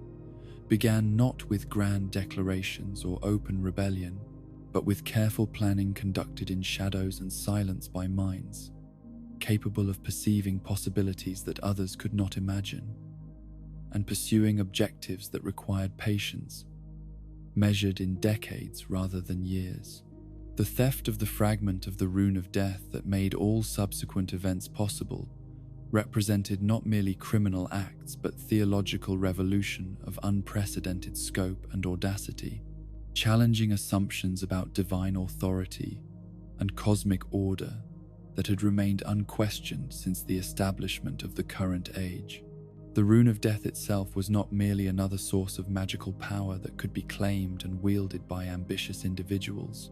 but rather a fundamental force that had been deliberately removed from the natural order as part of the process through which the Golden Order had established its artificial stability and extended duration. The decision to seal away this essential aspect of existence had been motivated by genuine desire to protect mortal beings from the suffering and uncertainty that characterized earlier ages, yet it had also created vulnerabilities and contradictions that could be exploited by those who understood the true nature of what had been sacrificed to achieve such apparent security. The location where the Rune of Death had been secured was not merely a repository or treasury, but a sacred space where cosmic forces were held in careful balance through mechanisms that represented some of the most sophisticated magical engineering ever achieved by divine or mortal practitioners. The guardians and protective systems that had been established to prevent unauthorized access operated according to principles that combined physical, magical, and spiritual barriers in ways that seemed to make theft impossible for anyone who lacked both extraordinary capability and intimate knowledge of the systems involved. The infiltration and theft that Rani orchestrated required not merely tactical excellence, but theoretical understanding of magical and theological principles that exceeded what most scholars achieved through lifetimes of dedicated study. Her success in overcoming defenses that had been designed by gods themselves demonstrated capabilities that challenged conventional understanding of what was possible when mortal intelligence combined with sufficient determination and resources to pursue objectives that transcended normal limitations and expectations. The fragment of the Rune of Death that was successfully stolen represented a concentration of power that could alter fundamental aspects of existence itself. Yet, its effective use required not merely possession, but sophisticated understanding of how such forces could be channeled and directed to achieve specific objectives without causing uncontrolled destruction that might defeat the purposes for which it was being employed. The weapons that were forged from this stolen fragment had to be crafted with precision that matched the theoretical sophistication required to plan their use. The Black Knife assassins, who served as Rani's instruments in the implementation of her plan, were not ordinary killers who had been hired for their willingness to commit murder, but highly specialized practitioners whose training and capabilities had been developed specifically for this unprecedented undertaking. Their selection and preparation required years of careful evaluation and instruction that pushed the boundaries of what human consciousness and physical capability could achieve when enhanced through magical means and sustained by absolute dedication to revolutionary purposes. The blades that these assassins carried into battle had been forged, not merely from the stolen fragment of the Rune of Death, but enhanced with sorceries that drew upon Rani's deepest understanding of cosmic forces and the relationships between life, death, and the forms of existence that transcended such simple categories. These weapons were capable of inflicting wounds that operated according to principles entirely different from conventional violence, creating conditions that made possible the complex working that Rani had designed as the centerpiece of her theological revolution. The training required to wield such weapons effectively involved not merely physical conditioning and tactical instruction, but spiritual preparation that allowed the assassins to maintain their sanity and effectiveness while handling forces that could corrupt or destroy unprepared minds. Their ability to function as extensions of Rani's will while retaining sufficient independence to adapt to changing circumstances demonstrated discipline and capability that exceeded anything achieved by conventional military or magical organizations. The knight chosen for the implementation of this crucial phase of Rani's plan was selected not arbitrarily, but according to astronomical and magical calculations that would maximize the effectiveness of the working while minimizing the likelihood of detection or interference by those who might seek to prevent its completion. The cosmic alignments and spiritual conditions that characterized this particular moment created opportunities that might not occur again for centuries, making success dependent upon precise timing and flawless execution. The simultaneous nature of the attacks that were conducted throughout the realm reflected both the complexity of Rani's plan and the remarkable coordination required to ensure that all participants acted in perfect synchronization, despite being separated by vast distances and operating under conditions that made normal communication impossible. This level of coordination exceeded anything previously achieved in military or magical operations, demonstrating capabilities that challenged understanding of what was possible through mortal planning and execution. The targeting of Godwin the Golden was not motivated by personal animosity or political rivalry, but by strategic necessity, as his elimination was essential to creating the conditions required for Rani's own transformation and liberation from the role that had been imposed upon her by cosmic forces beyond her control. The prince represented not merely an obstacle to her plans, but the embodiment of everything she sought to transcend, making his destruction both practically necessary and symbolically appropriate. The precision required to ensure that Godwin suffered only partial death, with his soul perishing while his body remained alive, demonstrated magical control and theoretical understanding that exceeded anything previously achieved in the recorded history of such workings. This partial destruction was not accidental or the result of insufficient power, but rather the exact outcome that Rani's plan required to achieve its multiple simultaneous objectives while avoiding consequences that would have made her own transformation impossible. The simultaneous attack upon Rani's own physical form created the complementary conditions necessary for her consciousness to successfully transfer to the artificial body she had prepared while severing her connection to the biological existence that had made her vulnerable to divine control and cosmic manipulation. The timing and coordination required to ensure that both attacks achieved their intended effects without interfering with each other represented logistical and magical achievement that bordered on the miraculous. The horror that spread throughout the realm as news of these unprecedented events reached populations that had lived for centuries in the security provided by the Golden Order's apparent stability reflected not merely shock at the death of beloved prince, but deeper recognition that fundamental assumptions about the nature of reality and divine protection had been revealed to be inadequate. The psychological impact of discovering that even the most protected and sacred individuals remained vulnerable to forces operating outside established systems of order and authority created forms of uncertainty and fear that would influence every subsequent development. The investigation that was immediately launched to identify and punish those responsible for these attacks revealed the remarkable thoroughness with which Rani had concealed her involvement while creating false trails and misleading evidence that directed suspicion toward individuals and groups who had played no role in the conspiracy. Her success in maintaining her secret,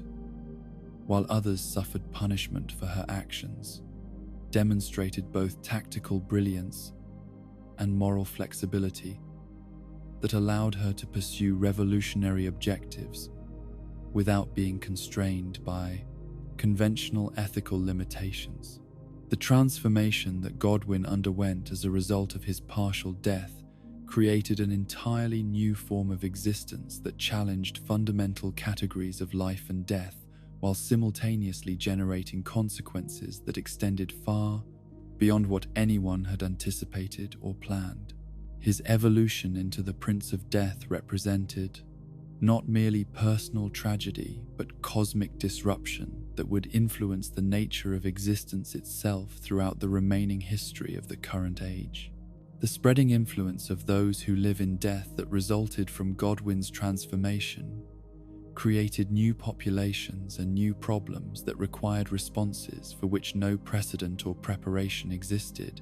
forcing rulers and communities throughout the realm to develop entirely new approaches to threats that operated according to principles that had never before been encountered.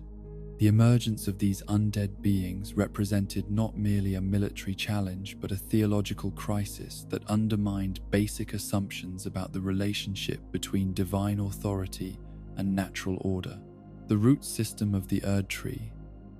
that had been corrupted by Godwin's transformed essence created pathways through which his influence could spread to distant locations,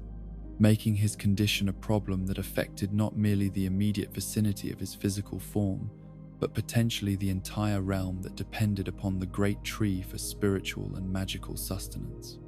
This corruption represented a form of theological cancer that threatened to undermine the fundamental mechanisms through which the Golden Order maintained its authority and effectiveness.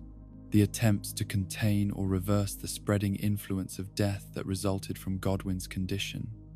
revealed the limitations of even the most sophisticated divine and mortal magical capabilities when confronted with forces that operated according to principles that had been deliberately excluded from the current cosmic order. The failure of conventional approaches to address this unprecedented problem demonstrated that the theft of the Rune of Death had created consequences that exceeded anyone's ability to control or manage effectively. The political implications of these events extended far beyond their immediate magical and theological consequences to encompass fundamental questions about the legitimacy and sustainability of the entire Golden Order system. The demonstration that even the most carefully protected divine arrangements remained vulnerable to mortal intervention challenged assumptions about cosmic hierarchy that formed the foundation of established authority, creating opportunities for other forms of rebellion and resistance that had previously seemed impossible. The response of Queen Marika to the assassination of her beloved son represented not merely personal grief, but cosmic rage that would ultimately lead to the shattering of the Elden Ring itself and the beginning of the Age of Warfare, and chaos that would consume the realm for generations to come. Her decision to destroy the fundamental structures that maintained cosmic order rather than accept the loss of her child demonstrated the depth of her emotional investment, while simultaneously revealing the dangerous instability that had always existed within divine authority when subjected to sufficient stress and provocation. The imprisonment of Marika within the Erd Tree that followed her destructive response to Godwin's death represented the greater will's recognition that even its chosen vessel had become too dangerous and unpredictable to be allowed continued freedom of action. Yet this punishment also eliminated the primary source of stability and guidance that had maintained the Golden Order's effectiveness throughout its previous history. The removal of active divine leadership created a power vacuum that would be filled by competing claimants whose conflicts would tear the realm apart. The scattering of the great runes among the various demigods that resulted from Marika's shattering of the Elden Ring transformed what had been a unified system of cosmic authority into a collection of competing power centers, whose conflicts would determine the future direction of civilization itself. Each fragment of the ring carried within it sufficient power to support claims to ultimate authority, yet none possessed the completeness necessary to re-establish the stability that had characterized the previous age. The war that inevitably followed the division of power among the demigods represented not merely political conflict but theological crisis, as different factions pursued incompatible visions of what the future should hold while lacking the divine guidance and cosmic authority necessary to resolve their differences through peaceful means. The battles that would consume the realm for generations reflected deeper philosophical disagreements about the proper relationship between divine will and mortal freedom that had been suppressed rather than resolved during the Golden Order's apparent Golden Age. The role that Rani's conspiracy had played in precipitating these catastrophic events remained largely hidden from those who suffered the consequences. Yet her success in achieving her immediate objectives while remaining undetected demonstrated that carefully planned rebellion could challenge even the most absolute forms of authority when conducted by individuals who possessed sufficient intelligence, patience, and resources to pursue revolutionary change through systematic rather than spontaneous action. The long-term consequences of the Night of Black Knives extended far beyond the immediate political and military upheaval that followed, establishing precedents and creating conditions that would influence the development of civilization itself throughout all subsequent history. The demonstration that cosmic order could be challenged and altered through mortal action opened possibilities for change that had previously existed only in theoretical speculation, transforming the relationship between divine authority and human agency in ways that would never be reversed.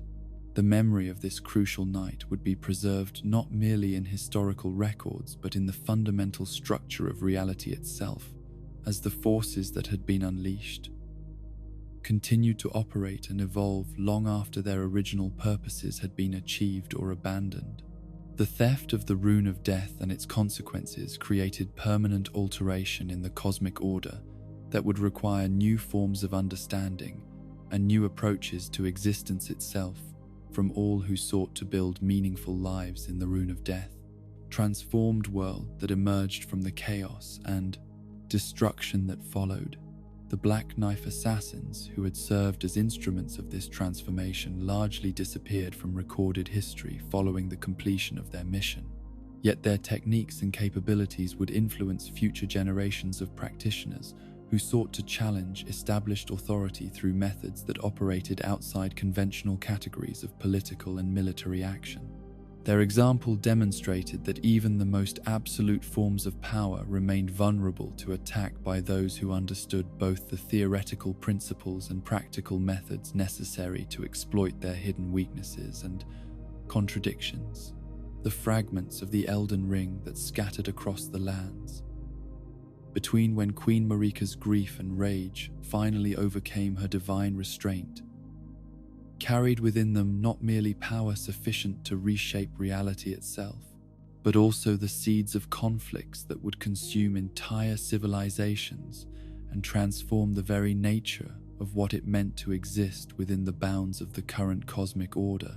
Each great rune that fell into the hands of the demigods represented both unprecedented opportunity and terrible burden, granting capabilities that exceeded anything previously wielded by mortal or divine beings, while simultaneously creating responsibilities and temptations that would test the character and wisdom of even the most noble recipients.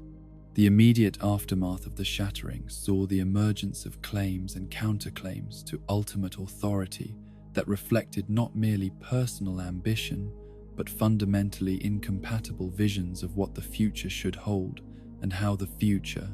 broken world might be restored to something resembling functional order. The demigods who had inherited fragments of their divine parents' power found themselves possessed of capabilities that seemed to justify any conceivable aspiration, yet they also discovered that such power came with isolation and responsibility that exceeded their capacity to manage effectively without guidance that was no longer available. The alliances that formed in the early phases of the conflict reflected both practical considerations about military necessity and deeper philosophical agreements about principles and objectives that transcended immediate tactical advantages. Yet, these partnerships proved fragile when subjected to the stresses and temptations that accompanied prolonged warfare between beings whose power exceeded anything that conventional, diplomatic, or military frameworks had been designed to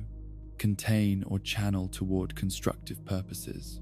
The territories that each demigod claimed as their domain became not merely geographical holdings, but laboratories for experimenting with different approaches to governance and social organization that reflected their individual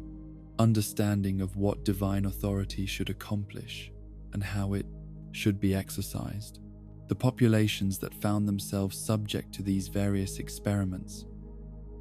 experienced the full range of possibilities from benevolent protection to exploitation and neglect, often within the span of single lifetimes as circumstances and leadership changed according to the fortunes of war. Radan's campaigns to establish and maintain his control over Caelid represented one of the most sustained and successful efforts to create stability and prosperity within the chaos that had engulfed the realm. Yet even his exceptional capabilities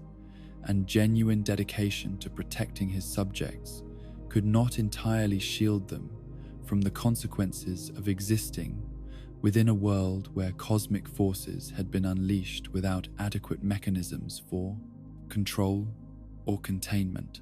The red desert that bore his name became a symbol of both heroic achievement and the ultimate futility of attempting to impose order through individual will alone. The military innovations that emerged from Radan's approach to warfare reflected his synthesis of conventional tactical thinking with the gravitational magic that had become his signature, creating new forms of battlefield control and strategic mobility that gave his forces significant advantages over opponents who relied upon more traditional methods. His ability to manipulate the fundamental forces that governed movement and positioning allowed him to achieve victories that seemed impossible according to established military theory, yet these same capabilities also isolated him from his followers and allies in ways that ultimately undermined his long-term effectiveness as a leader. The festival atmosphere that developed around Radan's court during the height of his power reflected both genuine admiration for his achievements and growing recognition that his methods and objectives had begun to diverge from what his supporters had originally expected or desired. The celebrations and competitions that characterized this period served multiple functions, providing entertainment and distraction, while also creating opportunities for potential rivals to demonstrate their capabilities and for observers to evaluate the sustainability of his increasingly demanding approach to leadership. The southern campaign that would ultimately bring Malenia into direct conflict with Radan emerged not from personal rivalry or territorial ambition, but from strategic necessity, as the expanding influence of the Scarlet Rot and the growing instability of her own position required her to seek decisive victory that could consolidate her power while providing the resources necessary to continue her search for her missing brother. The march that brought her forces into Kailid represented one of the largest military movements of the entire war period, involving logistics and coordination that pushed the boundaries of what was possible given the disrupted conditions that characterized the post-shattering world. The Battle of Aeonia that resulted from this convergence of forces represented perhaps the single most catastrophic military engagement in recorded history, not merely in terms of immediate casualties, but in its long-term consequences for the entire region and its populations. The scale of destruction that was unleashed during this confrontation exceeded anything that had occurred during previous conflicts, creating changes to the fundamental nature of the landscape that would persist long after the immediate political and military objectives that had motivated the battle had become irrelevant or forgotten. The decision that Malenia made to unleash the full power of the Scarlet Rot during the climactic phase of the battle reflected both tactical desperation and strategic calculation, as she recognized that conventional methods would be insufficient to achieve victory over an opponent whose capabilities matched or exceeded her own. The transformation that this decision required her to undergo represented not merely temporary adoption of alternative fighting techniques, but fundamental alteration of her essential nature that would influence every aspect of her subséquent existence. The blooming that occurred when Malenia abandoned her resistance to the outer god whose influence she carried within her body created conditions that transcended normal categories of military victory or defeat, transforming the entire battlefield into an environment where conventional forms of life could no longer survive, while generating new forms of existence that operated according to principles entirely different from those that had previously governed the region's development. This first manifestation of her divine nature as the goddess of Rot demonstrated power that exceeded anything previously witnessed during the war, while simultaneously revealing the terrible costs associated with such transcendence. The Scarlet Wasteland that emerged from this cataclysmic encounter served as a permanent monument to the destructive potential that existed within conflicts between beings whose power exceeded the capacity of normal environments to contain or channel toward constructive purposes. The transformation of what had been fertile agricultural territory into a poisonous desert where only the most specialized forms of life could survive represented loss of resources and capability that affected not merely the immediate participants in the conflict, but entire populations whose survival depended upon the region's productivity. The fate that befell Radan during this encounter demonstrated that even the mightiest warriors remained vulnerable to forces that operated outside the conventional frameworks of martial combat, as the corruption that gradually consumed his mind and body proved immune to the gravitational magic and physical prowess that had made him legendary. His transformation from heroic general into mindless consumer of corpses represented one of the war's most tragic personal consequences, while simultaneously eliminating one of the few leaders who had maintained genuine commitment to protecting civilian populations. The aftermath of Aeonia saw both combatants withdraw from active campaigning, yet neither achieved the decisive victory that might have justified the enormous costs they had accepted in pursuing their confrontation. Melinia's return to the Haligtree in a state of exhaustion and spiritual devastation eliminated her as an active participant in the broader conflict, while Radan's madness and gradual physical deterioration removed him from effective leadership of his own forces, creating power vacuums that other participants sought to exploit. The campaigns that Reichard conducted from his volcanic stronghold during this period reflected his understanding that the conventional approaches to warfare and territorial control that characterized his siblings' efforts were ultimately inadequate for addressing the fundamental problems that had created the current crisis. His recruitment of tarnished warriors and other outsiders to his cause demonstrated innovative thinking about how revolutionary change might be achieved through methods that transcended traditional categories of political and military action. The blasphemous nature of Reichard's approach to the conflict attracted followers who shared his assessment that the current system could not be reformed through conventional means, but required destruction and replacement with entirely new forms of organization that operated according to different principles and values. The weapons and techniques that were developed within his domain reflected this revolutionary perspective, while also incorporating practical innovations that gave his forces advantages in specific types of combat and strategic situations. The transformation that Reichard underwent during this period, merging his consciousness with the great serpent that dwelt within Mount Gelmir,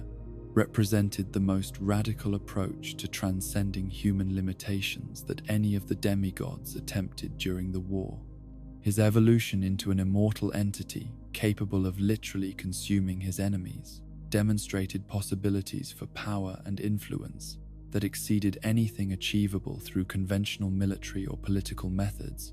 Yet it also marked his transition from revolutionary leader to cosmic predator, whose objectives had become fundamentally incompatible with any recognizable form of civilization. The horror and abandonment that Reichard's transformation provoked among his former followers reflected not merely aesthetic revulsion, but deeper recognition that his methods had evolved beyond anything that could be justified by his original objectives or reconciled with basic principles of cooperation and mutual benefit that made civilized existence possible. The search for weapons capable of destroying his immortal form demonstrated that even his most loyal supporters had come to recognize the necessity of preventing his vision from achieving complete realization. Morgot's secret activities during this period represented perhaps the most selfless and effective military leadership that occurred throughout the entire war, as he managed to defend Leyndell against repeated attacks while maintaining the fiction that he remained imprisoned beneath the city. His success in protecting the capital without receiving recognition or reward for his efforts demonstrated dedication to principles and institutions that transcended personal interest, while also revealing tactical and strategic capabilities that exceeded those of more celebrated commanders. The dual identity that Morgot maintained during his campaigns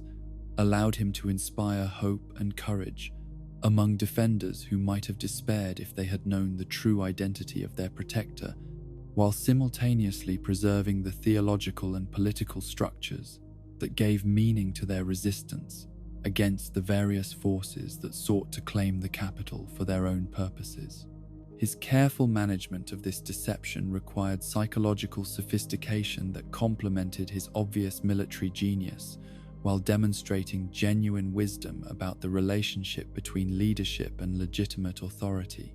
The battles that Morgot fought to preserve Leyndell's independence from the competing claims of his various siblings and rivals reflected his understanding that the capital's symbolic and practical importance exceeded its immediate strategic value, as its fall would represent not merely military defeat, but the collapse of the institutional framework that had maintained civilization throughout the previous age. His willingness to fight against his own family members when they threatened these larger principles demonstrated moral courage that distinguished him from other participants whose motivations remained primarily personal or factional. Moog's activities during this period, conducted from his underground palace in the depths beneath the lands between, reflected his understanding that the surface conflicts between the demigods represented opportunities to pursue objectives that operated according to entirely different principles and served purposes that transcended the immediate political and territorial concerns that motivated most other participants. His kidnapping of the sleeping Michela demonstrated both tactical audacity and strategic vision that recognized possibilities for transformation that exceeded anything being attempted by more conventional combatants. The dynasty of blood that Moog had established in the depths provided him with resources and capabilities that operated outside the normal frameworks of military and political power that governed surface conflicts,